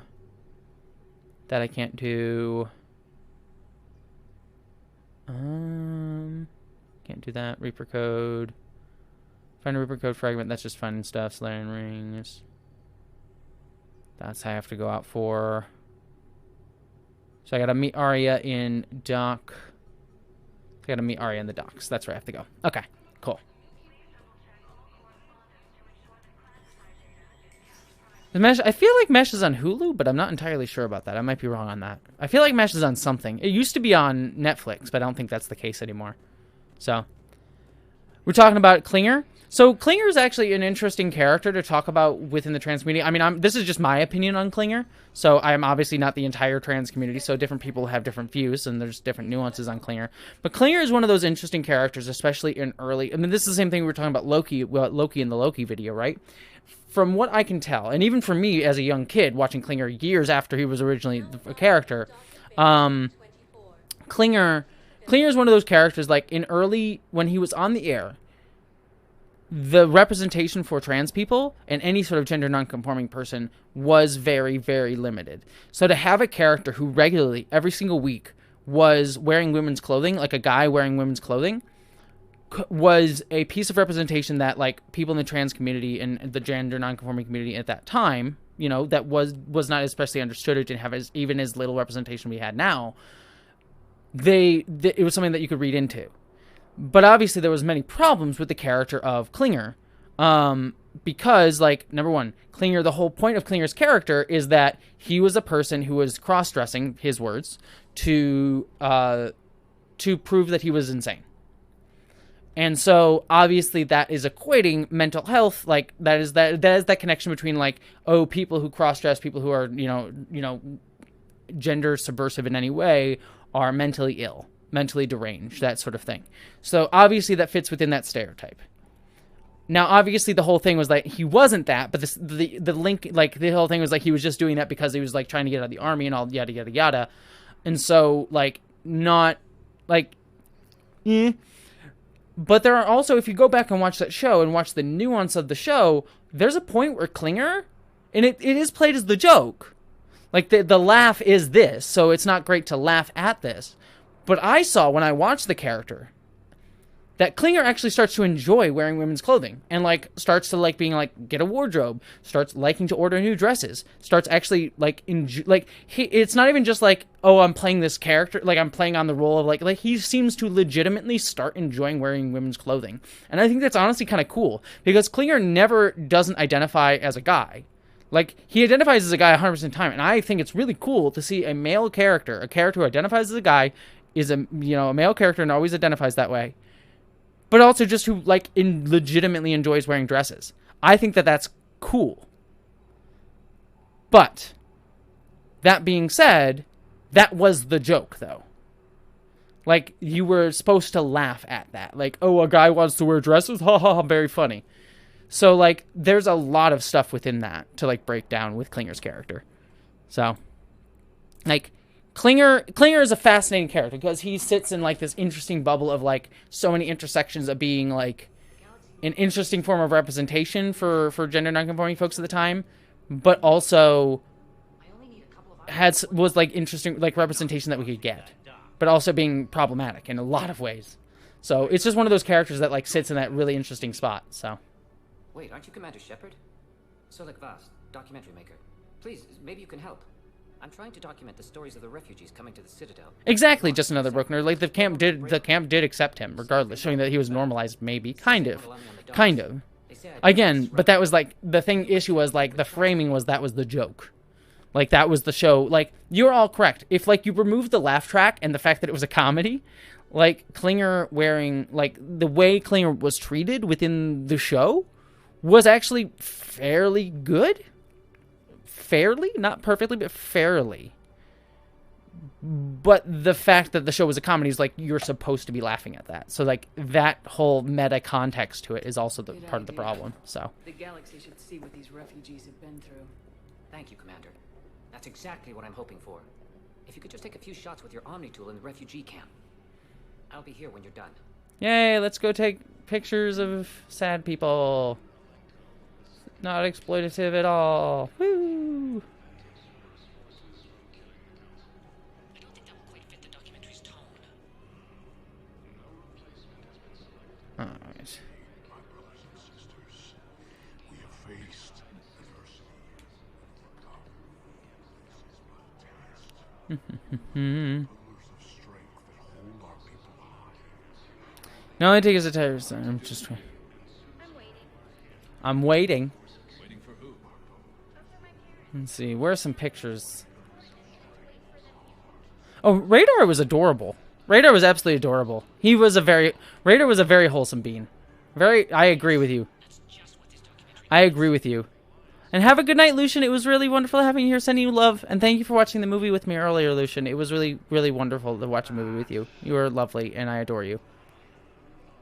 So. You and Mia Mulder should produce a sitcom duo.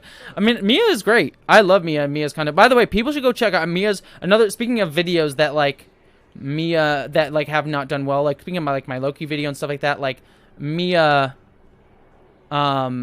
just produced a video about puberty blockers that was excellent, like freaking excellent, and all of you should go watch it.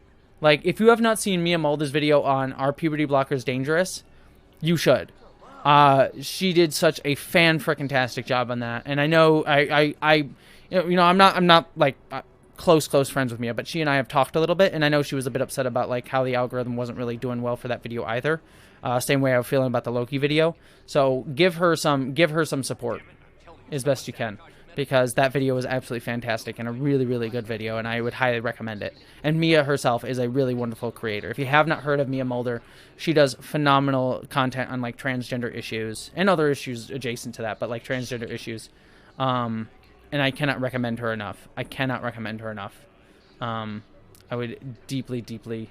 I recovered your pillars of strength from the Oh, Cubs' hey, nest. I got the thing. They're yours. Waiting in So I would very much recommend him. Oh, sorry, her. Seriously, I didn't mean to miss. I was looking at the preacher, so apologies. That was not me misgendering Mia. It was me confusing the preacher character with the comment that I was saying at the time. So, sorry. Apologies to Mia. That was not an intentional misgendering. It was just sort of like distracting by video games and constant stuff. So, apologies to Mia. So, and apologies to the chat for that. So, all right. Alright. Fair. Son of a bitch. Alright. And thank you, Jedi Annie Jones. Thank you for sharing Mia's video. That video, I would highly recommend it. It's really, really wonderful. So, oh, Kathleen and Beth, have a good night. I'm sorry you're heading out too. Have a good evening. What is James? James is...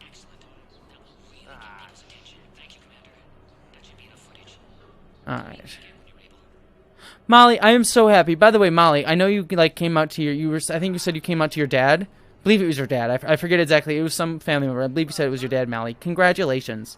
I know that's absolutely wonderful. Molly, it is so wonderful that you've come out, and I'm really happy for you. You are absolutely freaking wonderful. So, Coca, but I'd recommend her simply because she's eye candy. Hope that's not offensive. For me, that's not offensive if you're talking about me. If you're talking about Mia, I don't know her comfortability with that. So that's something I would check with her. Like I wouldn't like for me, you can objectify, like if you're calling me sexy, if you're like I'm in on the joke. I don't mind being called sexy. I don't mind being called hot. Like please do that. Totally here for that. I don't know how comfortable Mia is with that as a creator. So that's something to always check with a creator on how they feel comfortable with it. Like I am totally fine with people saying Jessie's hot. Like that, like I'm in on that. I request that. I dig for that. I'm here for that. But when it comes to that with other creators publicly, I mean, if you think a creator's hot and you want to say it, like I do that with actors. I mean, that's always. I think that's as long as you're not being like really weird and sexist and gross about it. I think in the privacy of whatever, if you're talking about like a person that you enjoy watching or whatever, I think that I'm also been. By the way, I'm looking for Arya and I do not know where Arya is. Does anyone actually know where? Just maybe I'll show her on the map. I've just been like wandering around looking for Arya. She's not here. Evidently, that is not. That is. Where is Arya? Let's see. Where's the mission that I was supposed to do here? Also, I was like supposed to get that film director.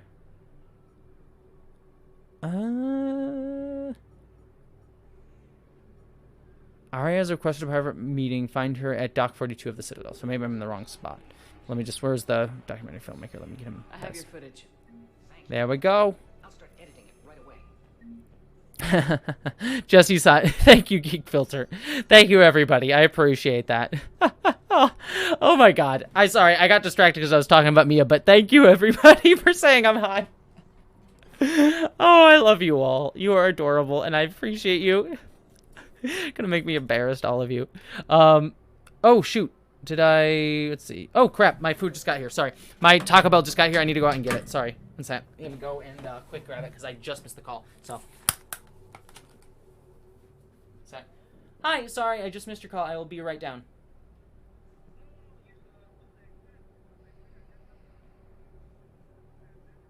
Sorry. Say again? No, sorry, one second. Let me quick jump out of the room. Sorry, I was...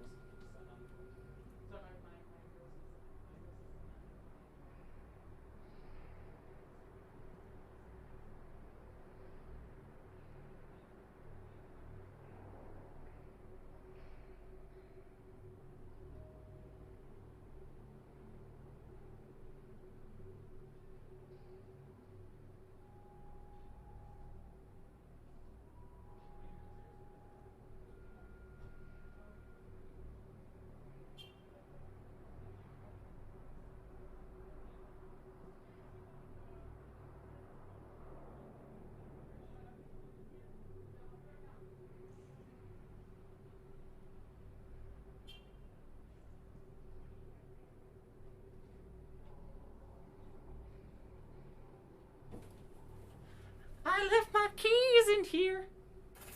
I will be right back.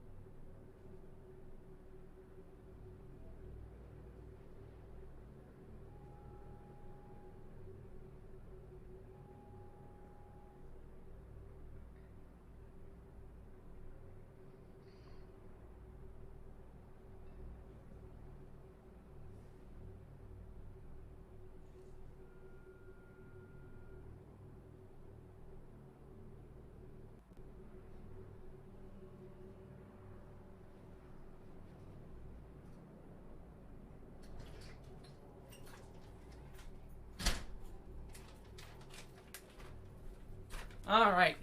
Sorry about that, everyone. All right. That was very weird. Sorry about all that. The Uber driver went to the wrong address, So he was like asking my address, so I'd leave because I didn't want to put my address out on the interwebs. No offense. But then when he got down, he's like, "You need to put the right address in." I'm like, "Wait, what? How do I change this?" It was the whole thing. So missed.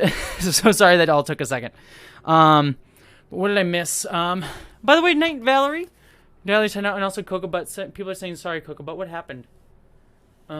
Just quick checking. Oh, I'm sorry, Cocoa Butt. I'm sorry about that with your mom. That's rough. I know that's rough. I mean, especially after like the turf video that I did on I mean, every turf video that I do, it's not even just the one I just did. In every turf video I do, I see people who message like their parents or people that they care about have gone over to that mindset that are anti-transgender and stuff. So Hannah needs help. What's going on with Hannah? Let's see.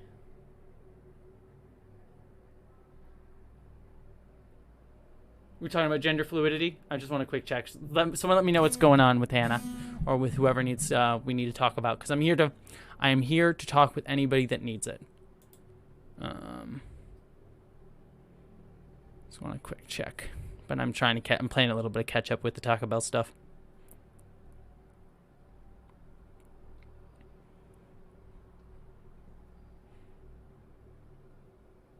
Let's see. That's fine. It's fine, Coco, but it's hard stuff. It's hard stuff. We're all talking about hard stuff. Well, I'm not entirely sure. I'm trying to catch up with some of the chat here. So apologies if I missed a few things. But what I'm just going to say blanketly, heart to everybody. Oh, Hannah, you don't know how to explain gender fluid. Okay. Well, I don't know what the specifics of where the issue with gender fluidity is with your family, and I don't know cuz like there are different ways to explain to people about gender, depending on like where their level of understanding is. So like if someone who's like, I don't understand, if they're like, I don't understand, but I want to be accepting, the way I would say gender fluidity is just like, this is an oversimplification, but it's a way to like describe to people, just to tell them it's like kind of like wearing clothes in a lot of ways with gender fluidity. You kind of like every day you wake up and you're like, what do I feel comfortable wearing? Some days you're just like, I'll wear whatever. I don't really care. It doesn't really matter to me. And you just sort of like go with what you feel. It's like some days I feel like wearing this. Sometimes I feel like wearing this. Sometimes I feel like I'm wearing like a nice dress today. Sometimes I like feeling like wearing, more guyish type clothing. That's what gender fluidity is. And again, oversimplification, there's a lot more to it, but that's a way to get someone who doesn't understand gender fluidity. If they're hostile, which is, I know sometimes the hard part, and it's, again, you kind of have to talk about the specifics of the situation. So, like, if they're hostile and a little bit harder, that's a little bit harder, and it kind of depends on the situation and your safety level. It's something that, like, if people are hostile, and I know that this sucks, but to be a little bit strategic about that, it's just one of those, like, try to get them to accept one piece of that they'll understand. So, like, whether that's just, like, whatever transgender is. Like, for me, that's what I had to do. My family wasn't necessarily hostile, but I got that they don't really stand gender fluidity. Like, some of them kind of do now, but I had to start them off with, like, I'm trans, and so this is what I feel like, this sort of thing. Things like that. And, yeah, I would, Molly, Jedi, anyway, with Molly, Vera Wild has done a lot more videos on gender fluidity, even though I am myself gender fluid to a degree. Vera Wild has done a whole bunch about that, and actually, Vera's actually written a whole book about it that I would recommend reading as well. I can see if I can find it for you real quick while we're sitting here. And let me see if I can do this. And also, by the way, gender fluidity changes with every person, too, by the way. I mean, that's kind of the point. It's in the name. Like, my gender fluidity, there's some people who, like, oscillate with gender fluidity across the entire spectrum, across multiple spectrums. Like, their genders can change a crazy amount. For me, for example, my gender fluidity only oscillates mostly around the feminine bit, but I can oscillate to extremes of, like, being more masculine presenting. But my gender fluidity tends to sort of, like, reset around the mean of being more feminine.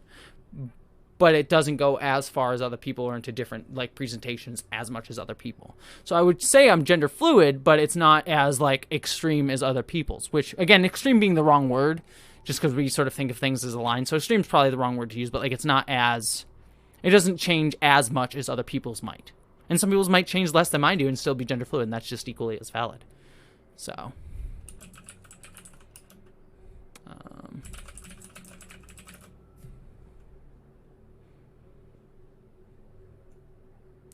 And this is a good video. This is one of her videos. Oh, I don't know why I said sorry again. For some reason, that was still in the chat, but I just shared the video in the chat. That's one of Vera's wonderful videos on gender fluidity. So yeah, I think that's part of it. So, and yeah, I would agree. Abigail Thorne's video, Social Constructs, that Philosophy Tube just did this week. Actually a few days ago, I would also recommend. That's a great, like, beginner's introduction to, like, social constructs and, like, the idea of social constructs and how social constructs work. So that's also a great little introduction as well. So, anywho, how are we all doing? Sorry, I was trying to find stuff and, like, talk as I was looking at things, so. Michael Malloy, I have no real presentation interest. I just look at gender and go, no, thank you. That is also a fair feeling, Michael. That is also a fair feeling. All right, so I'm just quick pulling this out. 1 second. All right. Yeah, Philosophy Tube's video this week was absolutely fantastic. If you haven't seen it, the video on social constructs, it was very, very good. Very, very good beginner, like, introduction. It's a great video to, like, send to family and friends and parents. Who, like, maybe don't understand things. That is a great place to start. Obviously there's more it's a good beginner conversation. There's more conversation to have after that, but it is such a wonderful starting place for the concept of social, social, why am I blanking on the word? Social constructs, that I would very much recommend it. So. Now I have to try not to objectify Abigail Thorne. Abigail Thorne, I feel, is like, I feel like she has stated she's okay with that too, as long as you're, again, not being creepy and weird about it. But I feel like Abigail is very much, again, I can't necessarily speak for her, so I might be wrong on this, but from things that I've seen her state, I feel like she's okay with being like saying, people saying, like, she's hot and sexy and, like, oh dang, you look good and things like that. Like, I feel like she's comfortable with that. She's cultivated that space.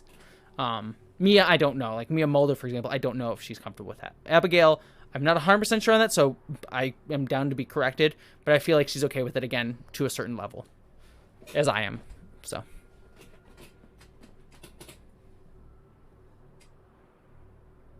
Lisa Garrison, I'm not doing as well as I've been off for a month for fertility preservation reasons, and somehow I'm both emotionally numb and having terrible anxiety. How do you guys deal with tea? Oh, Lisa, I know the feeling.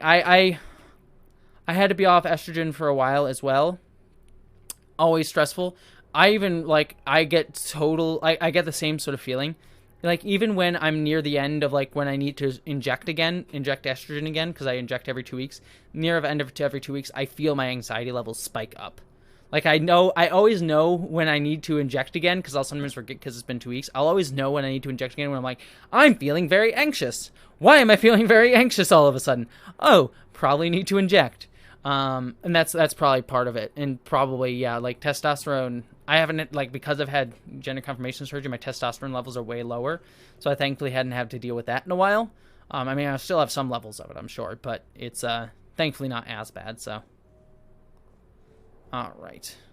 And Michael Malloy, by the way, I didn't say thank you so much for the super chat. You gave me a super chat earlier, and I want to say thank you for that. So thank you so much. You are absolutely lovely, and I really appreciate the super chat. All right. What are we doing now? I'm trying to remember what the hell. Oh, we had to go to the dock. So the docking bay is there. Anywho, back to the game, unless people want to talk more about stuff, because I'm happy to talk more. Like I said, I kind of got distracted because, by the way, you didn't even see, I got Taco Bell. Oh, make sure I don't show my address. My address on there? No, it's not on there. Okay. I got my Taco Bell. It's very exciting. It was a whole ordeal trying to get it. You missed a whole other ordeal that happened off camera just a minute ago, but I did get the Taco Bell, so that's important. That's all good. So, what I order? I ordered 2 burritos and a beefy 5-layer. Or sorry, 2 burritos and a, what is it called? I forget what it's called. Crunchwrap Supreme. So 2 beefy 5 layers and a Crunchwrap Supreme, was what I ordered. So. All right. Dun dun dun dun dun. Where is Arya?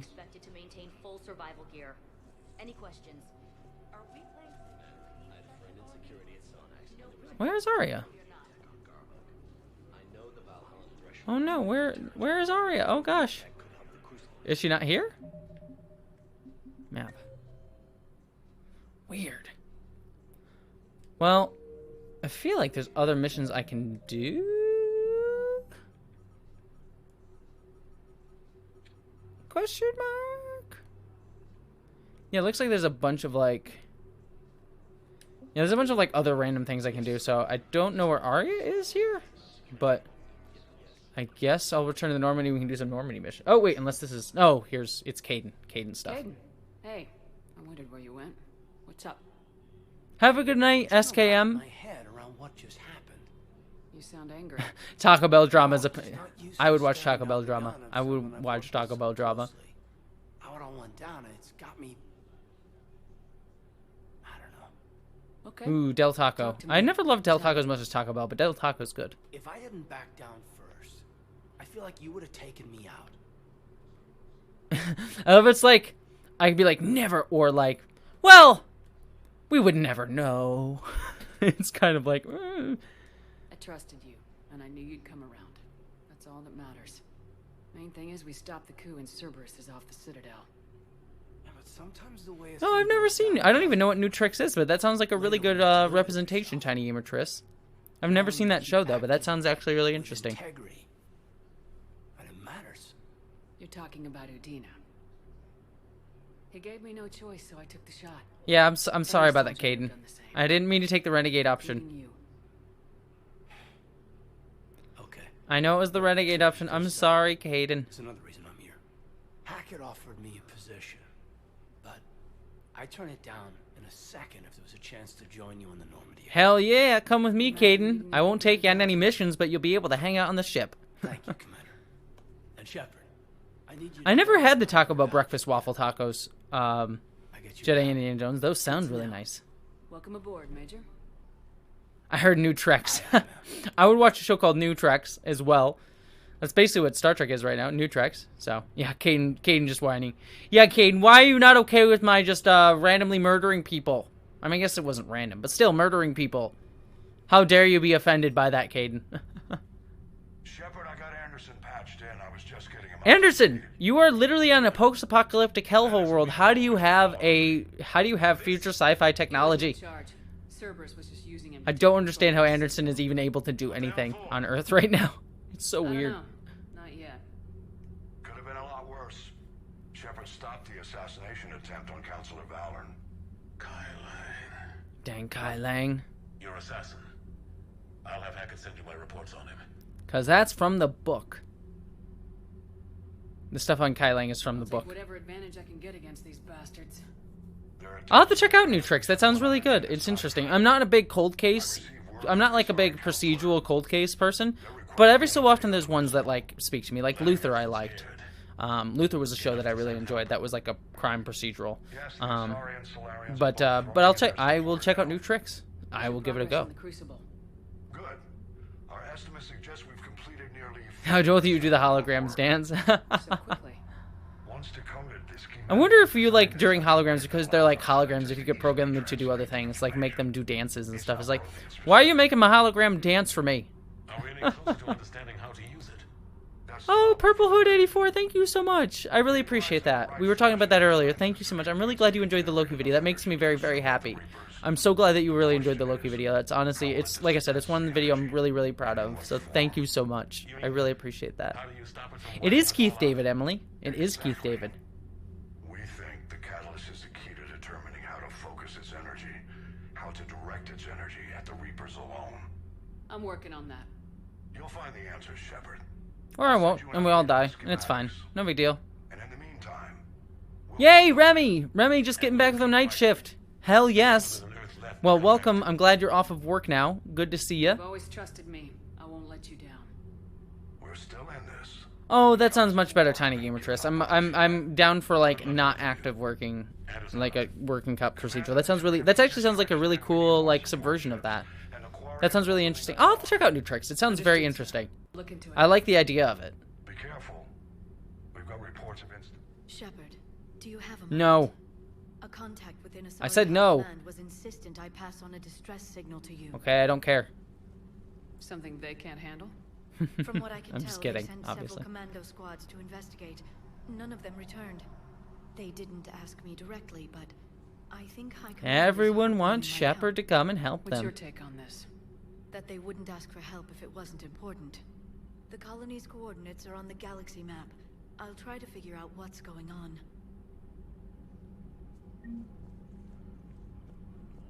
All right.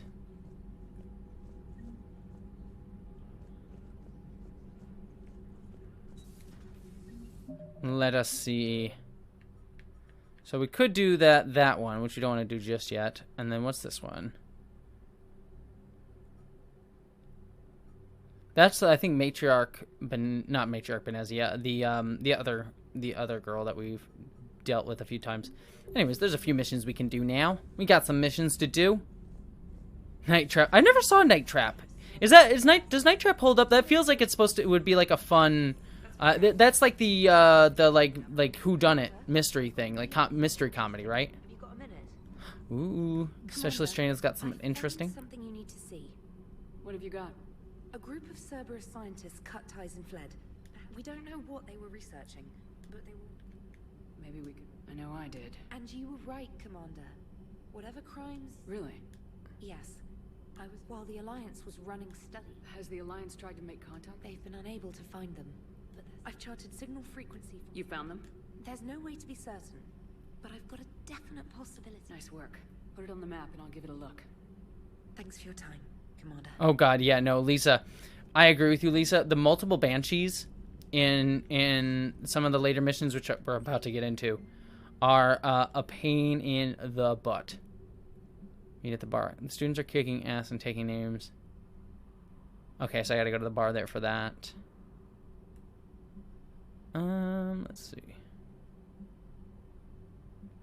Making babies. That's all I saw here. Look at that. Making babies again will be fun. Is the first thing that Rex says. It's like Rex is getting some. You know what, Rex? I'm here for you. I got you. I got you. Let's see. Let's see.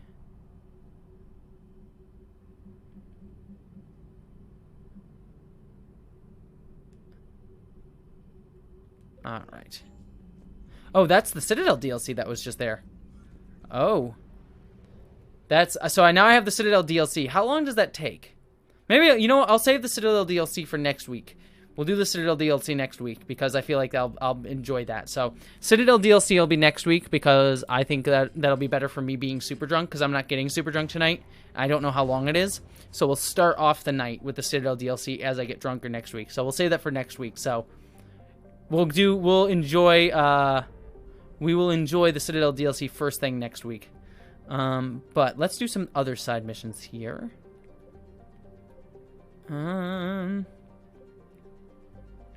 Let's see, where can I go?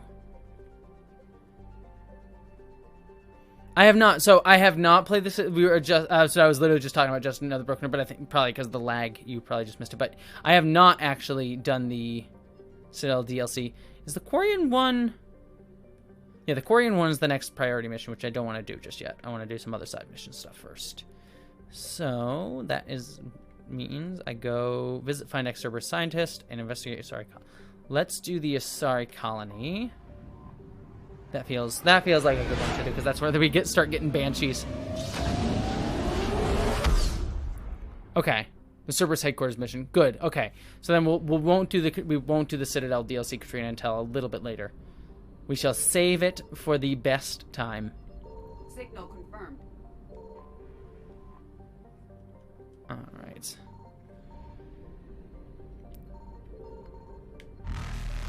And thank you for letting me know that, Katrina, because I would not have known that. Because again, have not done the Citadel DLC. So yeah, we'll save that for next week. I'll try and get everything done that I need to do for the DLC on Twitch and stuff like throughout the week. And then next week, Saturday, we'll do the Citadel DLC, and I feel like that'll be the best way to do that.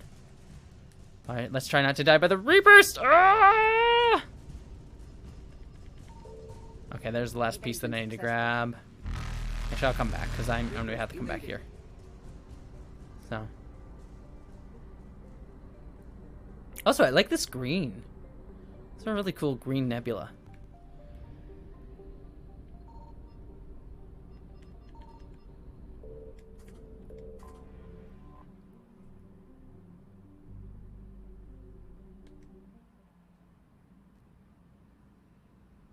Ah, I hate that, Don. Like I smoke weed too, but I don't like smoking weed all the time. And my next door neighbor smokes weed pretty much every night, which is fine. I'm not necessarily here to. I mean, I don't mind. There's no judgment for me on the amount of weed that you smoke. I had an ex who smoked weed every night too, but like my problem is like smelling the weed all the time. Oh shoot, I meant to actually take Liara there with me. Oh well, it's fine. I'm sure it'll be fine. Can I go back? Oh well, no, I guess not. Oh well, I meant to take Liara on the SRI mission, but I don't think it'll be fine. But yeah, no, it's just like I just don't like the smell of it all the time, especially if like I'm trying to like do work and I'm like trying to do work and then I'm like, oh, I'm getting high and I don't want to get high for that sort of thing. So it's like, This does, Lisa. We actually did the Leviathan DLC last weekend, I think. So if you go on my main page and go to the live stream playlist, if you want to see me play the Leviathan DLC, I did it last weekend. So yeah, I meant to take Liara with me because she'd be telling me this in person. So.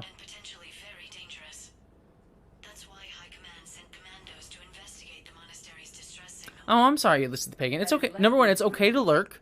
Ulysses, you don't need to constantly engage if you're not feeling it, but I'm glad you're here either way. So don't worry about that. And if you've been in a funk and something happened, I'm sorry, and I'm sending you some love. And I'm sorry that something happened, but it's okay if you just want to be with company.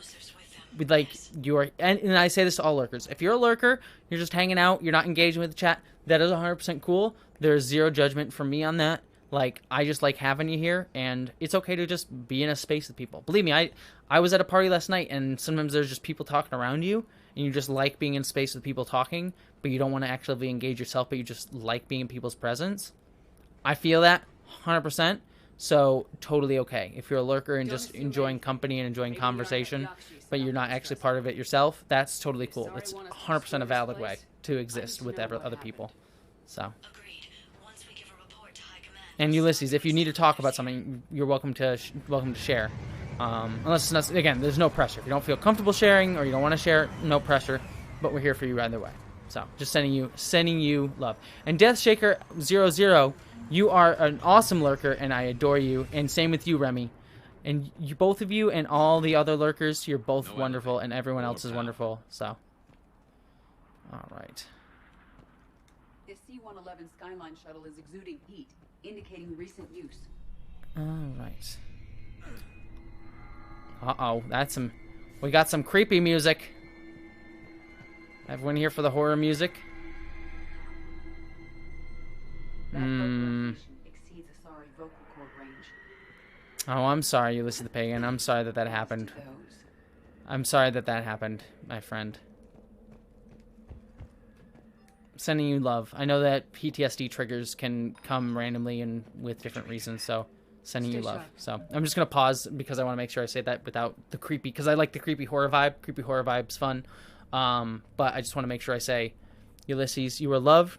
I'm sorry, something in the chat triggered your PTSD. I'm sure no one oops, sorry, I hit that. I'm sure no one intended it, but I also know that can really suck, and it can just happen, and it's a thing that happens. I've experienced it myself. I know other people experienced it for different reasons, for different things. So I'm just sending you a lot of love. I know that having been around people who have been triggered and having also had it happen myself, I'm just sending you all the love because I know how much it hurts and how much it sucks. So just giving you love, okay? Ulysses, you are absolutely loved, and everyone else, you are absolutely loved and adored. and I appreciate and adore you with all of my heart, and you are fantastic. And yeah, just no matter what, Ulysses, it's welcome to just hang out and be here, and just know that you're loved and we see you. So anyways, I won't draw more attention to you because I also know sometimes you just like want to just, you know, handle it. So Ulysses, for however much you want to or need to engage, Ulysses, we just know that we see you and we love you. And we'll leave it there unless you wish you say more. So, but regardless, we see you and hear you, friend. All right. And now let's do creepy horror stuff, which I'm sure is perfect for this conversation that we're having right now. But actually, sometimes horror can actually be really, honestly, for me, whenever I have anxiety or like, you know, any sort of panic attack or like triggers or anything like that, sometimes horror actually helps me a lot because it's like a safe, like I know I'm going to be safe, but it's like I can feel the feelings and like get through it. So, yeah, I know that's not for everybody. For me, horror really helps. It's a way that I can like handle that sort of stuff really easily. So, Reapers. Looks like we know why the commando teams went silent. This monastery. Because they're dead. The Reapers went with Ardat Yakshi. Because they're gonna make banshees. Anything useful? Because banshees are terrible. Point location for a bomb. It's planted inside the monastery's great. Like legitimately. At least it's no surprise new content. Banshees are the worst enemies in this game. Well, no, the banshees are the worst. They're worse than even the space ninjas, the one-hit kill space ninjas. And hey, Cappuccino Crafts, good to see you. I'm glad you're lurking and hanging out. It's good to see you. All right. Can we? Nope. That is not how that door opens. Oh, there's the door. Maybe I should look around and try to use doors before I try and brute force things open.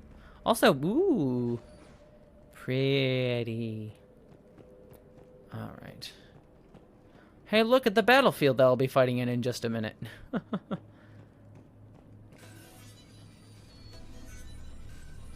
Banshees are terrifying. To be fair, Banshees don't terrify me as much as the Reapers, like, as an existential threat do, but Banshees are freaking awful.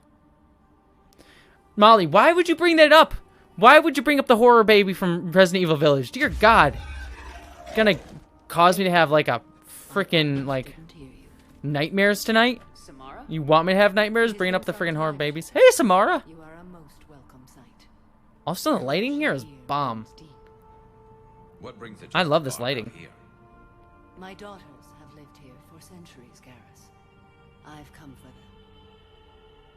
Unfortunately, the Reapers had already infested this place by the time I arrived. This is pretty one of the more horror levels of Mass Effect. Mass Effect doesn't really get all that scary to be quite like in terms of like horror vibe. Like you could like the Reapers are like creepy existential dread that can be kind of terrifying. But this is probably about as scary as it gets, and it's not all that scary, honestly. Like, compared to other horror games, there are other horror games that are way scarier than this level of Mass Effect. Like, I've never been, like, legitimately scared at Mass Effect. Like, this is a horror vibey level, but not really all that scary. This was likely the Reaper's initial attack site. Think the monastery got any warning? Few signs of resistance. I'd say very little warning. Wee! Fall down the stairs, roll down the stairs. I'm sure that that's easily deal withable. Oh, here we go. Speaking of enemies, here's some banshees. I hate these things. Ow. I'm gonna turn this down because it's a bit loud, actually, in my mind. Just turn that down just a hair. Do a barrel roll, Shepard. Shepard, do a barrel roll. Also, by the way, the internet's been holding up, by the way. I've been kind of, like, I guess upgrading my internet worked. So, I guess that's what they wanted. Freaking Xfinity. That's so annoying. That actually legitimately makes me angry. It's like, we want you to spend money. Oh, that's, and then we'll, like, your internet will be good. Bet you $10. Bet you $10. I say, I'll bet you $10, like, that Xfinity was like they intentionally slow people's internet down until they upgrade for exactly the reason that I did, which I'm sure is like probably some form of illegal, but I'm sure they get away with it because monopoly. Like, look, we're just having internet slow down. There's nothing you can prove, sort of thing. So. Oh, Molly, you're asking about Psychonauts. I'm really enjoying Psychonauts. By the way, for the people who don't know, on my own free time, if I wasn't still playing Mass Effect, I would play some Psychonauts on camera at some point. But I've been really loving Psychonauts. I've been playing Psychonauts on some of my free time, and it's great. It's fantastic. I really love it. It's like some of it, it's not all aged perfectly well, but the writing and humor and world building and levels are fantastic. Fantastic. I really love the game. I might even replay it again on stream because it is so good. It is so good. Marg, did anyone watch The Virgin? I had a friend, part of the party. I was at the party last night, and one of my friends, he was saying this all around the party, so I'm sure he's fine with me saying this. One of my friends at the party last night, he has a friend who was part of the crew of The Virgin today, and he was actually really worried about his friend, so I'm glad everything went well. But yeah, so a friend of a friend was on the Virgin shuttle today, so that's kind of cool. I don't know this person at all. I'm friends with the friend, like I'm friends with this person who knows that person. So. We need to find Rila fast. The bomb we're looking for is in the Great Hall. A bomb? Why does everyone have bombs in this game? We'll try, but we can't leave this place standing, Flair. You sound like the commandos. They didn't. Everyone wants to blow stuff up in this game. Also, yeah, we're talking about Samara's boob window here. Gotta enjoy the Samara boob window.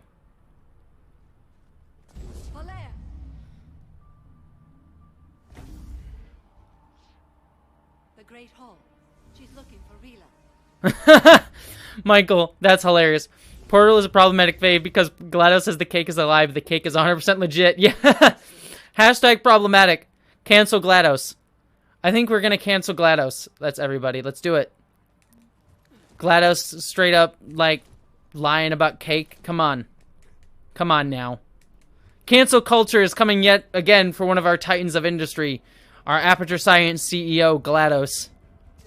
You know that that's what would happen.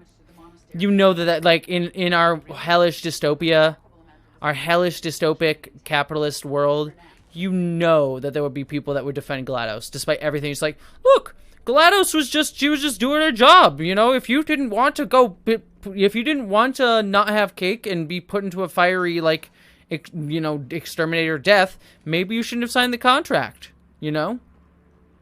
So, you know, GLaDOS would be that. And sorry, everyone's saying something nice about Ulysses. Oh yay, Ulysses! I'm glad you're doing better. Especially gummies. Gummies can help, especially if it's a certain. I'm assuming it's a certain type of gummy. But even if it's just regular, regular gummies can help too. But Ulysses, I'm glad you're doing better. So.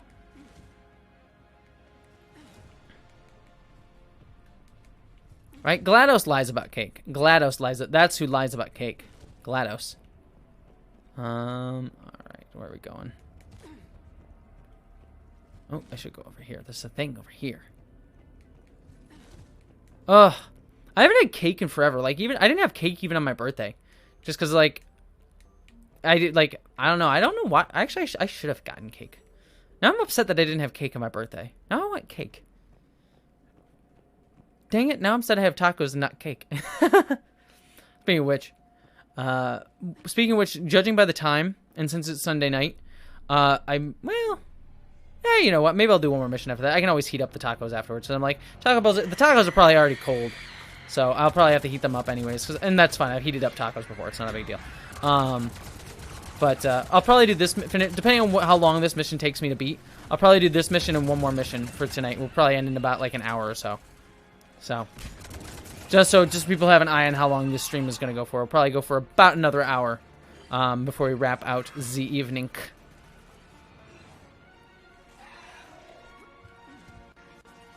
All right.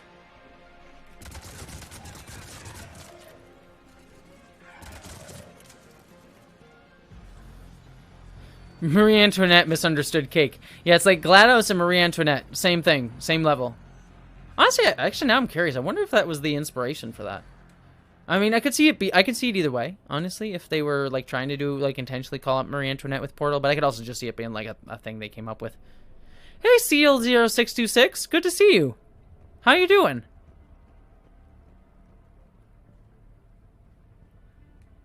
Delirium Drew. Well, if you need to go to bed, go to bed. If you don't need it, it's like I want to have you here. It's wonderful to have you here, but if you need to go to bed, go to bed. It's totally okay. I'll be here. It's like I will be here next time. There'll be more streams.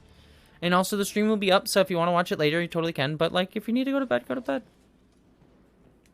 Like please take care of yourself. So yeah, that was a big problem, Jedi Indiana Jones. I did burn my mouth. Like I burned my mouth on the Taco Bell a few weeks ago, legitimately. It was a problem.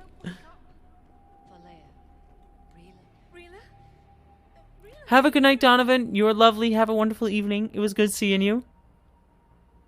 And hey, Molly. Good to see you. Oh, wait, sorry. I was looking at... Sorry. Apologies. It was Carowin. Because everyone was saying hi to Buddy, and I saw Molly, and I'm like, wait, Molly's already here. Just Carowin. It's good to see you, Carowin. Uh-oh. That was the most... It's interesting in video games when people try to choke each other because they can't, like... They can't show, like, because of the way the game works, like, you can't, like, show a neck compressing. So it's always weird seeing someone, like, try to choke someone out because it just looks like they're just putting their hand on someone. It's like, oh, look, you put your hand on my neck with, like, there's no squeezing. It's just, like, your hand's there. So it's always weird when someone tries to choke someone out, especially in older games. Some newer games can do it, but especially if they do mocap. But, like, older games, when someone, like, tries to choke a neck because they can't, like, compress the other character model, it's just sort of like, oh, your hand is just touching my neck. Oh boy. Ah! Kill the Banshees! Banshees are also one-hit kills, and they are a pain in the butt. Also, they're nude, which is a bit weird. Like, I am very scare-roused at the Reapers right now.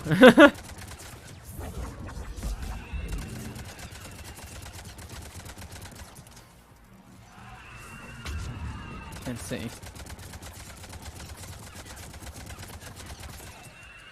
Last one down. For now. Let's get back to that bomb.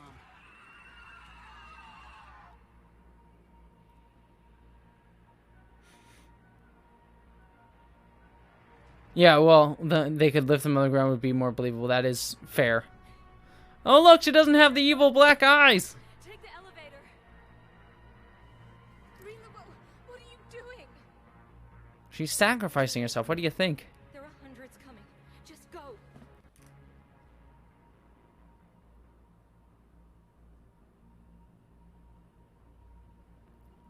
Ooh, what are we talking about the Borgias and why are we talking about Assassin's Creed Brotherhood? I'll talk about Assassin's Creed. I'm just always I miss Assassin's Creed, honestly. I don't like the direction Assassin's Creed has gone in. I miss like the more arcadey feel of Assassin's Creed. The RPG stuff, like I liked Odyssey. And I wanted to get more into I never got into Origins, it was too much, but like Odyssey, Origins, Valhalla, I just don't like them.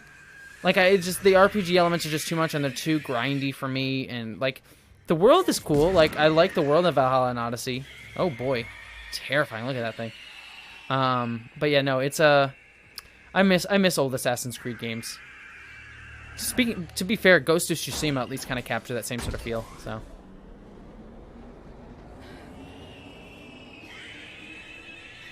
Oh God! Oh! Oh! God, these things are terrifying.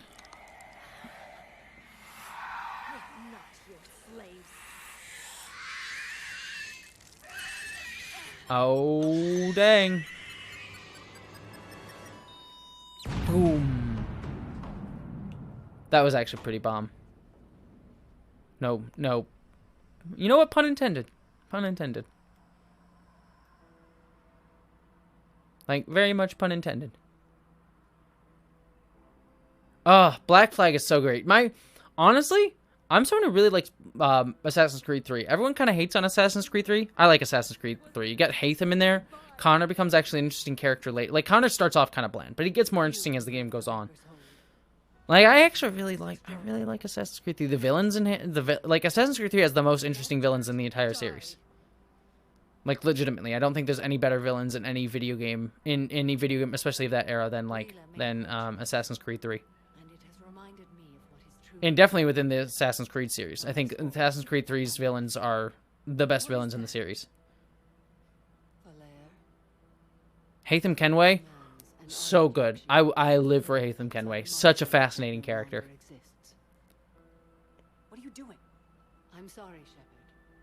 By the Justicar's code. No murder, Samara. Bad. Falair is trying to be a good person. Don't. Oh. Nope, don't do that way.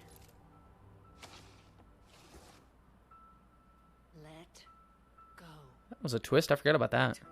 That she was going to kill herself so that she didn't have to kill her daughter. By throwing your life away, I won't kill my last daughter. You won't have to. Falair? I'll stay here. Home. No matter what's become of it.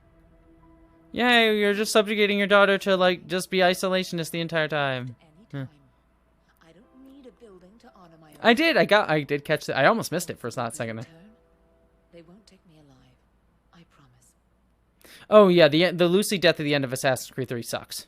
I really hated that, especially because I love Kristen Bell, and I was really sad to see Kristen Bell leave the game. But yeah, though that Lucy's death dies at the end of Brotherhood, right?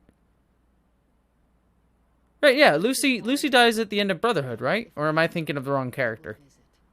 Lucy was Kristen Bell's character, right? And I think she dies at the end of Brotherhood, not 3. Which, to be fair, was a fun, interesting cliffhanger, but...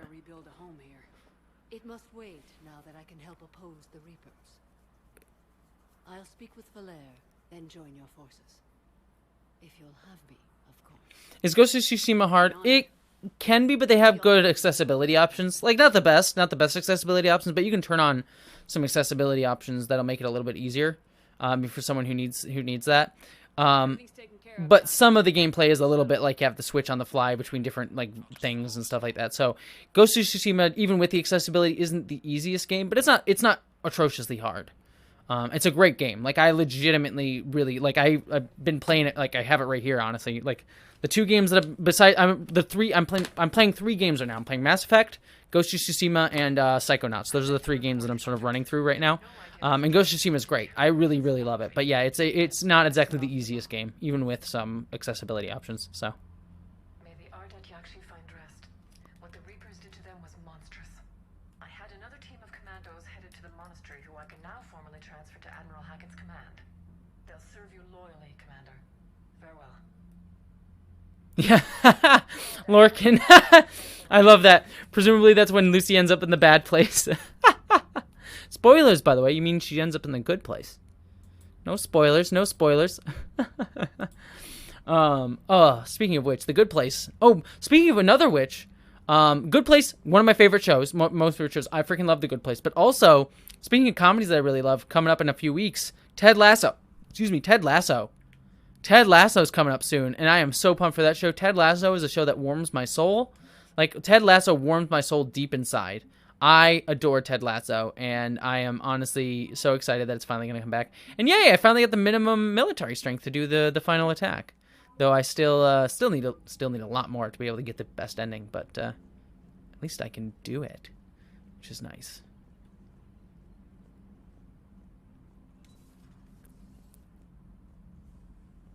I'm Morgan. I'm really enjoying Psychonauts. I'm not super far in it, but I'm really enjoying it. The world and the humor and the gameplay is all very much my speed. Like, Psychonauts feels like it hasn't aged perfectly. There's a little bit of sluggishness in it. In it, and some of the writing is a little bit awkward, but on the whole, it's fantastic. Which has me very pumped for Psychonauts 2 because they'll be able to update it. Like, if that game holds up that well with some of its quirks, like if it holds up that well today, I can't imagine what Psychonauts 2 is going to be. I'm so excited for Psychonauts 2. But yeah, Ted Lasso is a show that just like, oh, Lorcan. And I recommend this to everybody, like legitimately everybody watching this. If you want a comedy that will make you feel joy inside, Ted Lasso just honestly warms my heart. The character of Ted Lasso is one of those characters who I really fall in love with, who are just like, no matter what the hardships, they are people who try to believe in the best of others, They try to believe in the best in themselves. They put out the, like, even when people fail, even when people are jerks, even when people do the wrong thing, they still say, you know what? That's okay.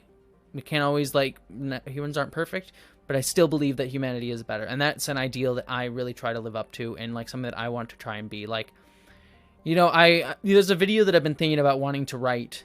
So this is just me going off of my brain about stuff. Like, there's a video that I want to write that's just going to be a monologue, because I feel like so often, apologies, I'm going to rant for a second, but it's just something I've been thinking about. It's like, so often when I post videos about stuff where I how best to put this?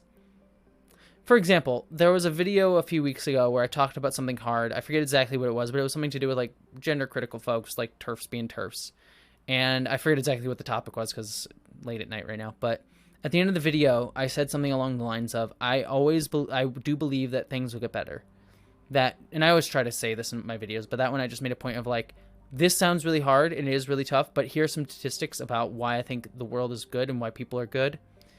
And that's something that's always mattered to me, because I do think that things will get better and people are inherently good overall. And yes, there are terrible people. Yes, there are bigots. Yes, there is hate, but I feel like the majority of people are good, kind, caring. I feel like goodness will win out at the end of the day. Even if there's hard, dark times in between that, like, there may be dark times, like, maybe not in our lifetime even, there will be good times, but I do think goodness will always win out, and caring and diversity of humanity and different people will win out. And that's something I really believe. And every time that I share that, sometimes I always get some people that are just like, oh, how can you be so naive? How can you be so, like, I do believe that people are dark and depressing and awful. And it's like, I get that. I understand that. I understand that very much so. It's not something like there's no shame or me looking down on anybody for that feeling, because I get it. The world sucks sometimes. The world's hard. The world's scary. I feel it too. Like I was talking about earlier on the stream. Like, I legitimately get TERFs and terrible people sending me messages, horrible messages all the time. But for all of that, I also know that there are tons more people that are good, kind, and caring, and beautiful people. Even the bigots, and not to give them too much, like, I don't want to empathize with them too much at all, or give them credit, because bigots are bigots, and so we're not going to empathize with it. But I even know that there are some people who side on that side of stuff, who fall into TERF mindsets, who are doing so out of pain and trauma and hurt that they've gone through. And again, not to give them a blanket for that sort of stuff, but I understand, like, some of them think they're trying to do good. Doesn't excuse it. They're awful, but I do believe that people's hearts, we're all trying to care and help other people.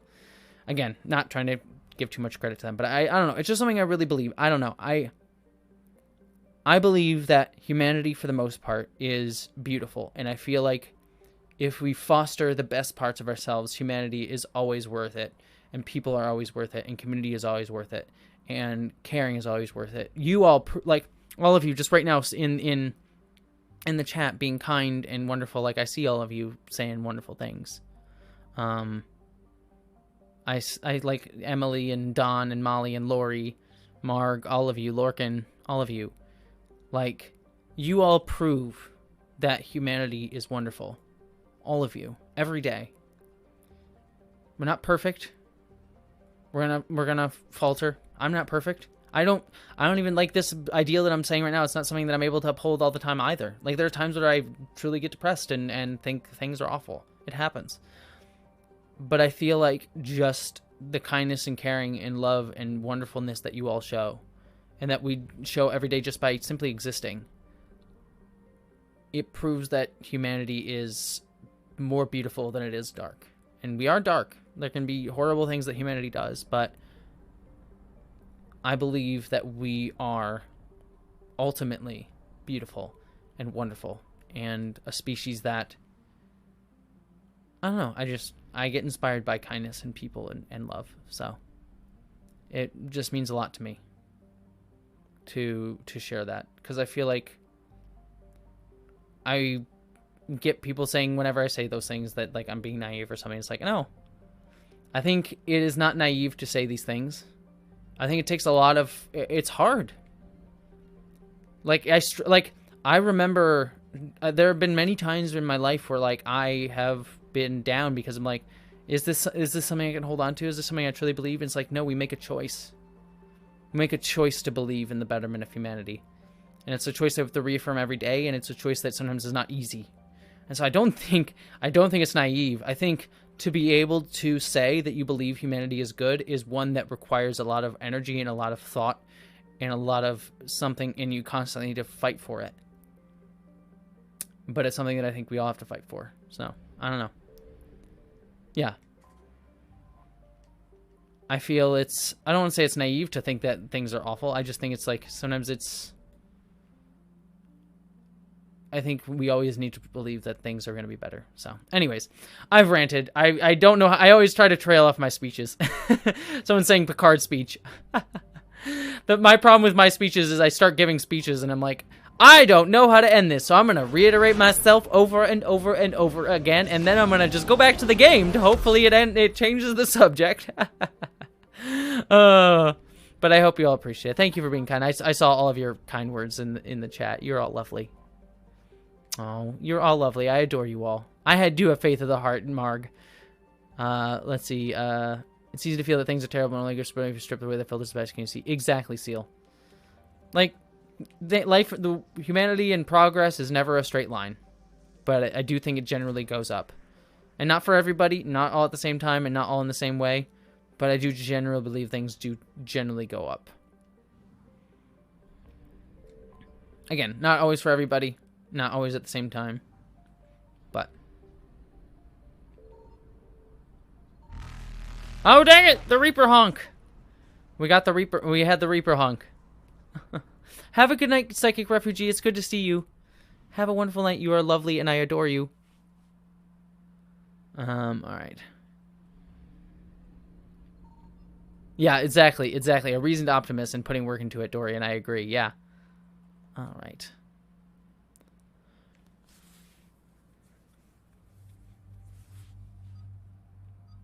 Alright, let's bring Liara. You know what? Caden deserves to come out of his cage a little bit. I could just sit there and just never use Caden, so might as well use him every once in a while.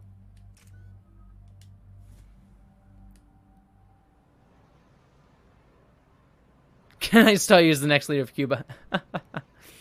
Probably best not to have me as the next leader of Cuba. That would probably not go well.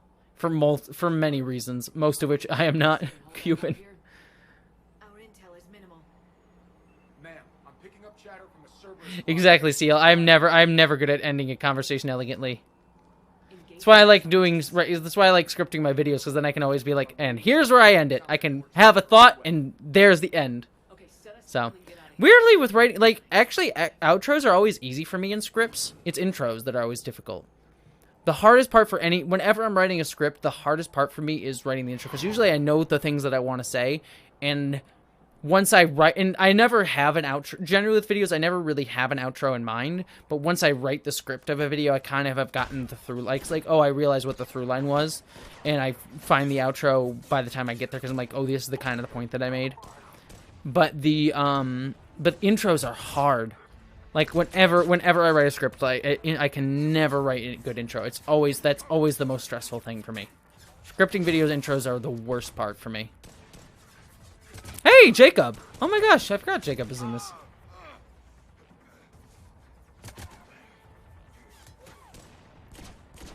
That's why, yeah, the human bicord. I should just script all my yeah, exactly. I mean, who's to say I don't? I mean, I script everything. I script the world. I'm kidding. Exactly. The hardest part is getting people into your head. Yeah, that is true. It's like trying to figure out exactly where to start and like how to begin the conversation of any video is always difficult. It's always difficult.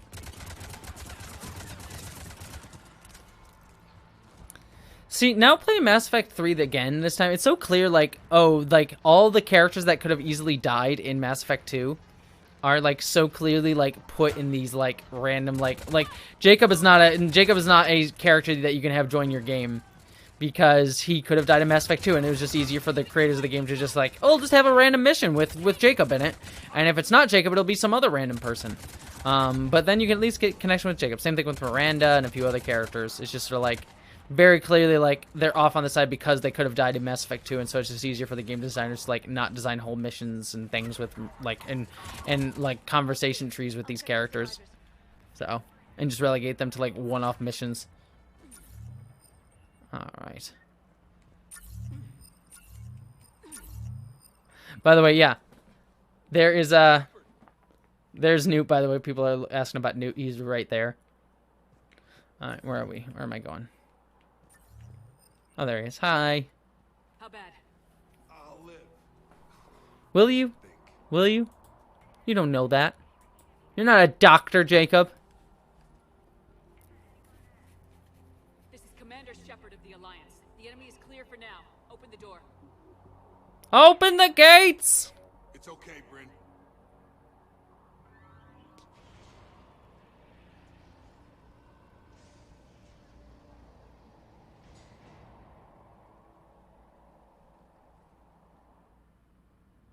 Newt confirmed sleeping. Newt is, yeah, he's basically sleeping. If you want to see him. He's, Oh my god. I can get a good angle on him. Don't know why you can see him there. The others didn't make it. He is just sleeping on the, I don't know why he's sleeping on the floor there, but that's where he is. Oh god. Yeah, protect the elusive man as I try to put the camera back. There we go. Sure you're okay? Yeah, I'll walk it off. Yeah, walk off a bullet wound. I think that's how that works. This one's on the That sounds like doctoring. Good to see you too. Thanks. Yeah, Jacob says to Caden, who he doesn't know. This is Dr. Bryn Cole. She's in charge here. Tell me what's going on. Intel says you're Cerberus. We're all ex-Cerberus. Scientists, mostly. Civilians? Call us refugees. If we hadn't run, we'd be dead. The elusive man doesn't mess around. I mean, we should all still be sleeping, Seal 0626. We should all still be sleeping. You had to know they were gonna find you. It's a pretty smart bunch. We covered up. Was Newt named after the Pacific Rim character or the animal? Newt was actually, so this was before a certain She Who Must Not Be Named, you know, did her whole transphobic stuff. But Newt was actually named after Newt Scamander from Fantastic Beasts movies. Because as much as, you know, setting aside, Professor Umbridge in the flesh, in real life, setting her aside, Fantastic Beasts, I really love Newt Scamander, and the Fantastic Beasts movies are not great, but Newt Scamander is legitimately fantastic as a character. He is a Hufflepuff, which is me. I love Hufflepuffs. I love being someone who, like, cares about others, is always trying to be inclusive, trying to care about others, trying to care about, you know, being there for people and just caring for people. So he's a Hufflepuff in that sense. He also clearly is on the autism spectrum, which is me as well, and also played by Eddie Redmayne, who once played a trans woman, and so I can, like, weirdly headcanon that. So yeah, Newt is actually named after Newt Scamander from the Fantastic Beasts movies. Again, probably would not have named him after Newt Scamander today if I could go back, because for obvious reasons about the Harry Potter franchise, but I do love the character, so. I don't suppose you have any news from there. I've heard rumors the Academy is in trouble. Right? I agree, Lori. Harry Potter from a Hufflepuff point of view would have been awesome. I legitimately love... Hufflepuff is the best house. They always get made fun of, but they are legitimately the best house. Hufflepuffs for the win. It's a little late to start worrying about his safety now. I never stop. Turn me into a newt. A newt? I got better. Dr. Archer. You're not played by... You're not Scott Bakula. I understand. But Commander... Yeah, whatever. You being jerk. You tortured your brother, Dr. Archer. Why you don't deserve redemption? Like, come on. You tortured your brother because he was on the autism spectrum. Like, screw you. Screw that guy. Screw that guy. Hell yeah. Look at those Hufflepuffs representing. I see you, Molly, and Jedi, and Indiana Jones. And I also see you, too, Emily, with the Ravenclaw up in here. Ravenclaws are cool. You're all cool, except for Gryffindors. Gryffindors are the jocks of Hogwarts. No, I love you, too. I love you, too, Ravenclaws. And I love you, too. Like, my best friends are Lucian, who was in the chat earlier. He's a Slytherin. So, hell yes to the Slytherins. Some of my best friends. The Slytherins and Hufflepuffs are like this. Tight. We're tight. What's the status of the guns? Still waiting. I have my best people on it. How many scientists are here? 43, plus research assistants. How did you maintain secrecy with that many? When you fear for your life, there's a lot you can do. You logged in right at the right time, NLG. You logged in at right the right time, NLG. Oh yeah, Vera is also very much a Slytherin. Yeah, we're talking about Vera Wild from Council. Yeah, Vera, very much a Slytherin. Very much a Slytherin.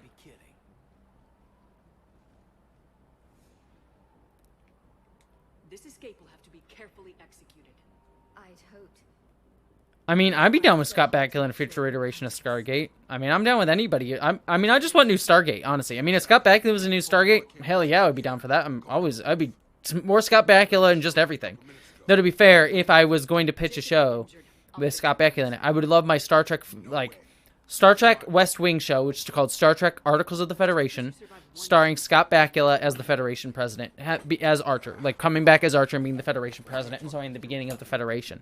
That would be my show. So, like, if I was going to do a Star Trek West Wing show, I'd either have it be early Federation or post the Romulan supernova. Those would be the two eras that I would put a Star Trek West Wing show. I feel like it'd probably be better in the era of it would make the most sense in the era of post the Romulan supernova, because then you could deal with, like, the Romulan refugee crisis and like with like racism against Romulans and like the nationalist, like the Federation becoming more nationalist and that sort of pushing against that and dealing with that as an issue be kind of interesting. But so that would be an interesting conversation. But also, I would love to set it in early Federation days, because then you could have Scott Bakula play the Federation president. Who doesn't want that?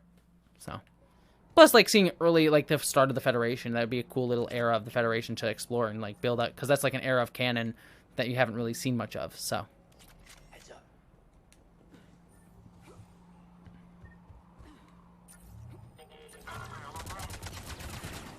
Oh, I was trying to be stealthy, but that did not, that didn't really work out now, did it?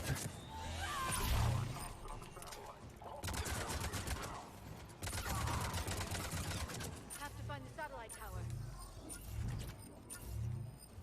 tower. Right. Uh-oh. No! Bad combat engineer. Dying from being shot in the foot. That's a terrible way to die. Oh, not ready yet. Still got people to kill. Sorry, I can't use the console. Still have people to kill. Who else needs to die?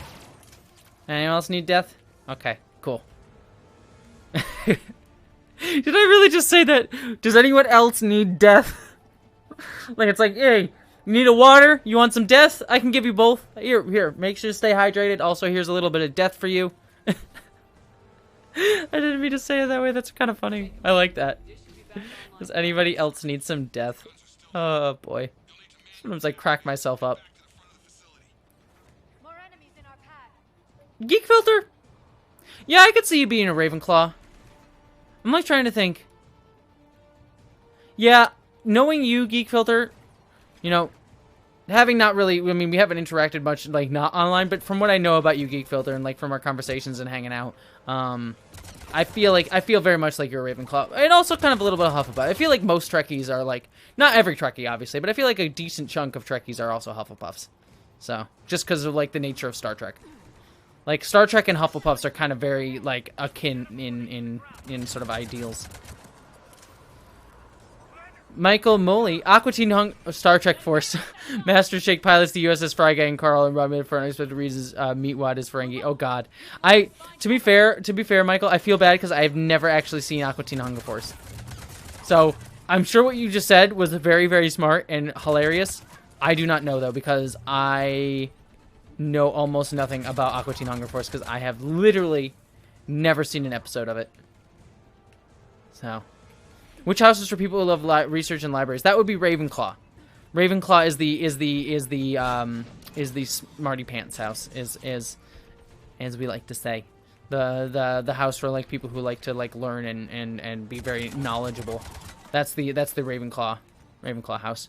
So, basic description of the Hogwarts houses. would be Gryffindor is basically like bravery. So I like to think of like the school jocks, like we're brave and strong. That's like Harry Potter. Like Harry Potter's a Gryffindor, like the main character. Like I'm gonna rush in, be the brave one, self-sacrificing, all that jazz. Ravenclaws are the nerdy ones. Ravenclaws are the nerdy ones. And let's see what else. There's Ravenclaws and the nerdy ones. Hufflepuffs are the kind, caring, you know, ones that are like all about being inclusive, diverse, things like that. And then Slytherins are the ones that are typically coded as evil in the Harry Potter books, which is dumb because some Slytherins are great. But Slytherin's all about like ambition and cunning. So like being like it's not like book smart, but like situationally smart, and being very ambitious. But I think like. I honestly think, like, again, coded as evil. Like, there's a lot of, like, evil characters that came out of Slytherin. But I also think that Slytherin, like, you can be cunning and ambitious without being a terrible human being. Like, I'm ambitious. I like to think I'm rather cunning. It's not my, I define myself more as a Hufflepuff, but I feel like I'm, you know, a,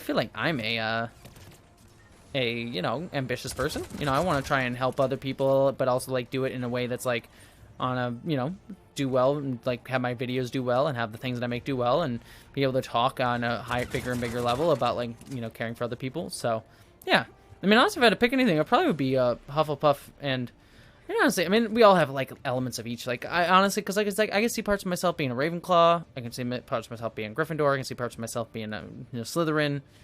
But I feel like I'm mostly defined by Hufflepuff. But there's definitely like I honestly feel like I have a little bit of all the houses in me. So.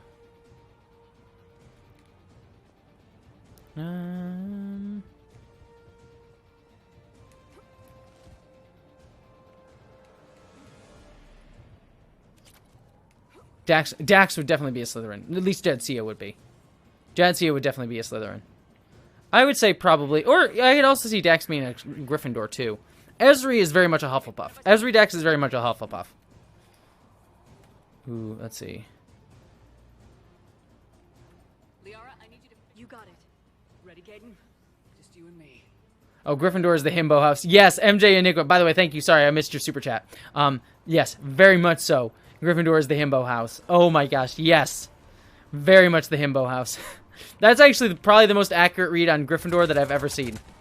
That is 100%. 100% the most accurate read on Gryffindors I have ever seen. Uh-oh, we got the space ninjas again. Everyone's time for more space ninjas. Get away from me, space ninjas. I'm not here for your nonsense. You just gonna hang out right there? What are you doing? Oh god, oh god, oh god, get away. Should not have walked up to the space ninja. That was my bad.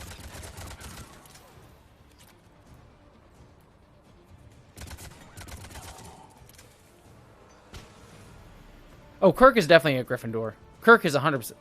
It's not even a question. Kirk is 100% a Gryffindor. Like, I feel like Picard would be a Gryffindor or a Ravenclaw. I could see him. I feel like Picard's more of a Ravenclaw, but I could see the argument people making for him being like a Gryffindor. But I would argue probably that Picard is a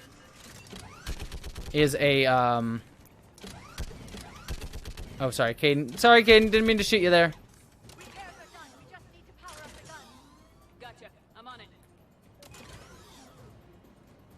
You were closer to that, Liara. Why didn't you just activate the gun? Why didn't it be me? We were talking about that earlier, Cappuccino Cross. My house is Hufflepuff. I am 100% a Hufflepuff. So. Oh, thank you, by the way, Jedi Indiana Jones, for sharing that. I had Jedi Indiana Jones know my videos better than I did. I forgot that I sorted the Hogwarts captains into houses. So.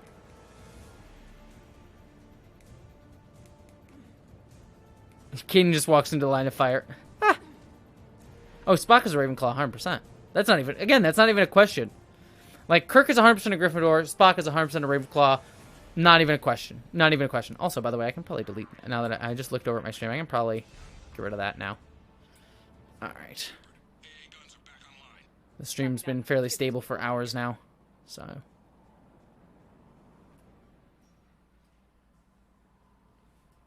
Okay, the guns are already picking Cerberus ships out of the sky. Where we at? Where we at? First shuttle is already loaded with everyone under. Commander, when should we leave? Jacob, what do you think? Almost. we could go. Agreed. We get one. And we don't want to leave anything behind. Your call. Wait for Is there anything I need to do? Like, what's the... Why does it say not yet? What? Is there something I need to be able to do still? So I start... Oh, I guess it's just like if I want to collect some stuff or talk to people, I guess. Is there anything else worth doing here? I feel like I did everything that I needed to do. I feel like we can just start up the evacuation, right? I don't think there's anything else I need to really do here. I can just pick up random crap. Oh, okay. Hey, you okay? Give us a minute. Shepard. This is crazy. I didn't think I'd ever see you again. I know the feeling. So how'd you become... Long story. It was an opportunity I couldn't resist. You seem good. These are great people. Defending their ideals. I like it.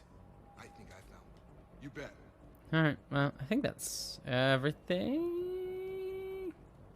Yeah, not yet. I want to read all your emails. That's accurate. Yeah, it's like I just want to go through it. We're just gonna go for it. I feel like it's time to start. Evacuation is go. Evacuation is go.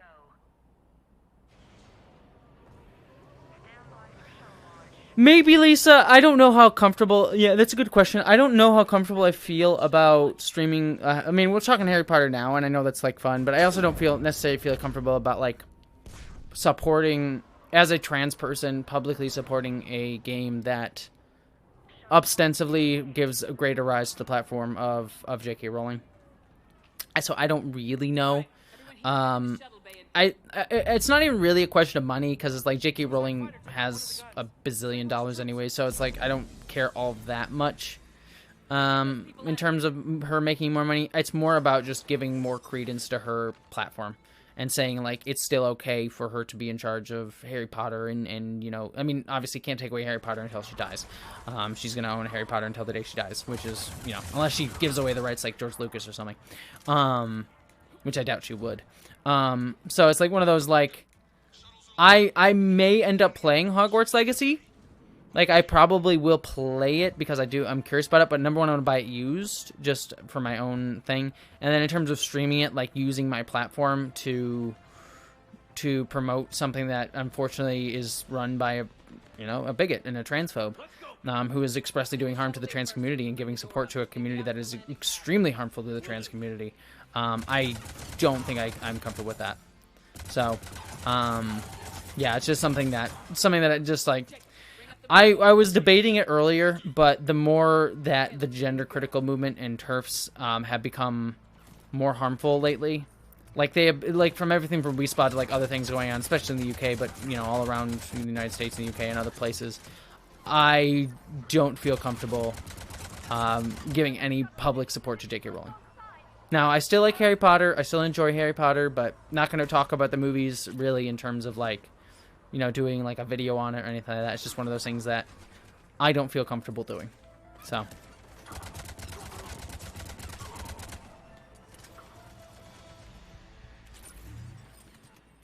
And by the way, that's my choice that I have made. That, you know, I don't, like, if other trans people or other people just in general want to stream the Hogwarts Legacy, there's no judgments from me. Like, I'm not here to, like, it's a complicated thing. I don't think there's any right or wrong. I think the only thing that you need to do, if you are going to play and discuss Harry Potter, whether you're trans or a trans ally or anything like that, you just need to acknowledge whenever you do, it's like, hey, J.K. Rowling is being a crap person. She's being extremely harmful. As long as you acknowledge that, I think there's no right or wrong answer. I think the only thing you have to do is just acknowledge and make sure to address that whenever you talk about her rhetoric and play anything that she's made, so, or that she has some sort of influence on in any way, shape, or form. So, let's see.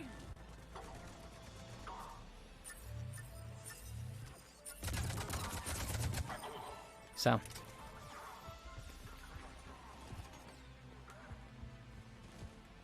yeah, that makes sense, Lisa, if you like play it on an Origin. Though I still would say the best way, if you want to get the game and not give any support, best way is just do it on buy it used. Would be the best, is the best option, I think, for anybody trying to play Hogwarts Legacy, because even if you play on an Origin, like a streaming service, again, there's no right or wrong answer here. I'm not judging you for doing anything. So, but this is just my sort of take on it. If you're trying your best to like not give active support to J.K. Rowling anyway, even doing it on a streaming service, like like the streaming services can see that you like played it and like it goes into the numbers and like things like that, and be like, oh, people are playing this game, we should do it. So the best way is like getting it used.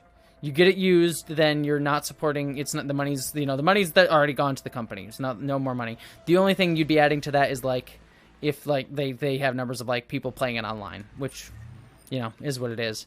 I mean, if you play it offline, then even better. But yeah, that's really about it. So.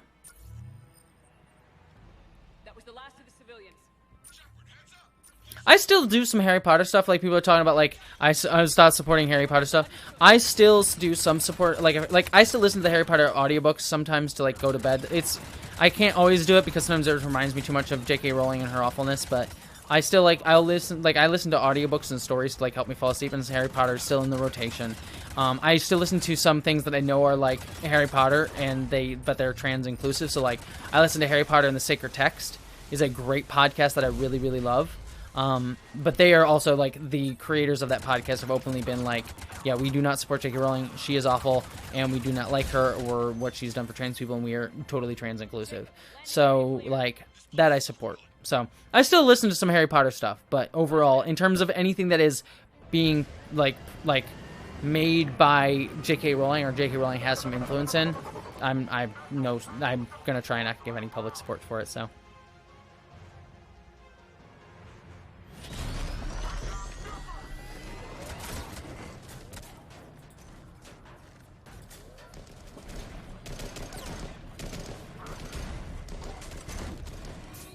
I mean, you listen to the pagan. I hear you, and I think that way too. But that's the thing with a lot of gender critical folks.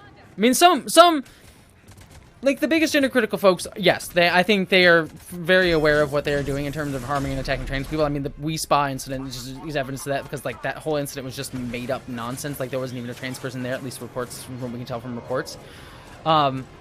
But the problem with TERFs is, like, the top people are horrible, but, like, the ideology can be appealing to people who have gone through trauma. I mean, I've talked about the whole incident with, like, trauma and stuff, too, before. So there's a reason that they get some people behind them, because they spread, like, the movements and right-wing conservative groups spread misinformation about about trans people in general. They lie about trans people. They spread misinformation, and then utilize people's trauma and pain to galvanize people and radicalize people into that movement. So there's an element of me that, like, of course, but I wouldn't mind staying with these understands that a lot of gender critical people that fall into that ideology are going through stuff, and that they can be pulled out of that. But it's also, there's only so much energy that trans people should and could and have to. I mean, we shouldn't have to at all, but like, if I could sit down and talk with every gender critical person who is, like, not one of the most horrible bigots, and I could sit down and talk with them and prove to them, and I think I could do so, that I think I could convince most of them of the truth, that trans people are a vulnerable group and we should work together to try and, form a coalition. But that would require a lot of energy on my part, put me in a lot of dangerous situations, as well as a lot of other trans people in situations, and also put me up for attack for other people, even the ones that I'm not sitting with. So it's one of those situations, it's like, yes, do I have some sympathy? Yes. And do I want to understand? Yes, because that's also a self-defense thing. Like, if I know how to break down their ideology, I can do it. And that's why I also do videos as well, because videos can help try to, do that convincing with multiple people. So I think we should understand people's humanity within some hate groups, that there is room for that. And by the way, but I also feel like that is not a ubiquitous thing that we, like, it's not always safe, it's not always conceivable, it's not always something that we can do. And by the way, I think it's something that we should do with multiple tactics. There are some people like me who like to be educators. I like to try and find the humanity even within hate groups, like the people who are not the big people doing the worst stuff. Like, that's what I try to do. But I think there's also use in, like, being like, no, we need to fight back and push back against them. And then I'll also get to that point too at certain places as well. But there's different tactics that we can take within it, so. Keep them safe, then. The Alliance needs that crucible. You got it. All right. Report to Admiral Hackett for your assignment. And yeah, Kay Walton. She has the tools and access to knowledge about the topics she chooses to remain ignorant. Exactly, Kay Walton. Exactly, Kay Walton. Thanks. Shepard, when this mess is over, drinks are on me. Be safe out there. Exactly, Alexis. The paragon of tolerance. Paradox of tolerance. To be tolerant, we must be intolerant of intolerance. Tolerance requires us to be intolerant of intolerance. I'm sending you a large team of scientists. Yeah, I'll show you my large team of scientists if you know what I mean. Keep them safe. Will do, and I'll put them straight to work on the Crucible. Jacob Taylor is with them and is already working to find a place for the families. He'll be a valuable asset as well. Snagging Dr. Cole from the elusive man is a coup. Having her on our... The sooner we can get the Crucible finished, the better. I'm with you. Shepard out. Commander, Admiral Anderson is available on VidCom. Alrighty, everyone. We have been playing for, what, 3 hours here? So I feel like since my Taco Bell is here and it's late on a Sunday night, I feel like I'm gonna wrap up here. So a few things, just to quick and do some announcements before we wrap out for people watching, for people who are watching this later. This week, the next thing this week is going to be the Thursday live stream, and also stuff on my other site, my other page. What do I want to say? I'll do quick announcements, then we'll say some goodbyes, and I'll have some other stuff to say before we wrap out. But Thursday will be the next live stream, so I'll be doing the next live stream on YouTube on Thursday, but I'll be doing some streaming on Twitch. I'll probably play some more Mass Effect on Twitch this week, so follow me on Twitch if you want to see me play some more stuff. I'm trying to debate this week. I have 2 videos done, both of which are hard. One of which I think is one of the most personal videos I've ever done. And then another one that is also very personal. So it's going to be one of these 2 videos that is going to come out this week. I'm not entirely sure which one's going to be yet, but both of them are going to be very hard-hitting and I think very emotional.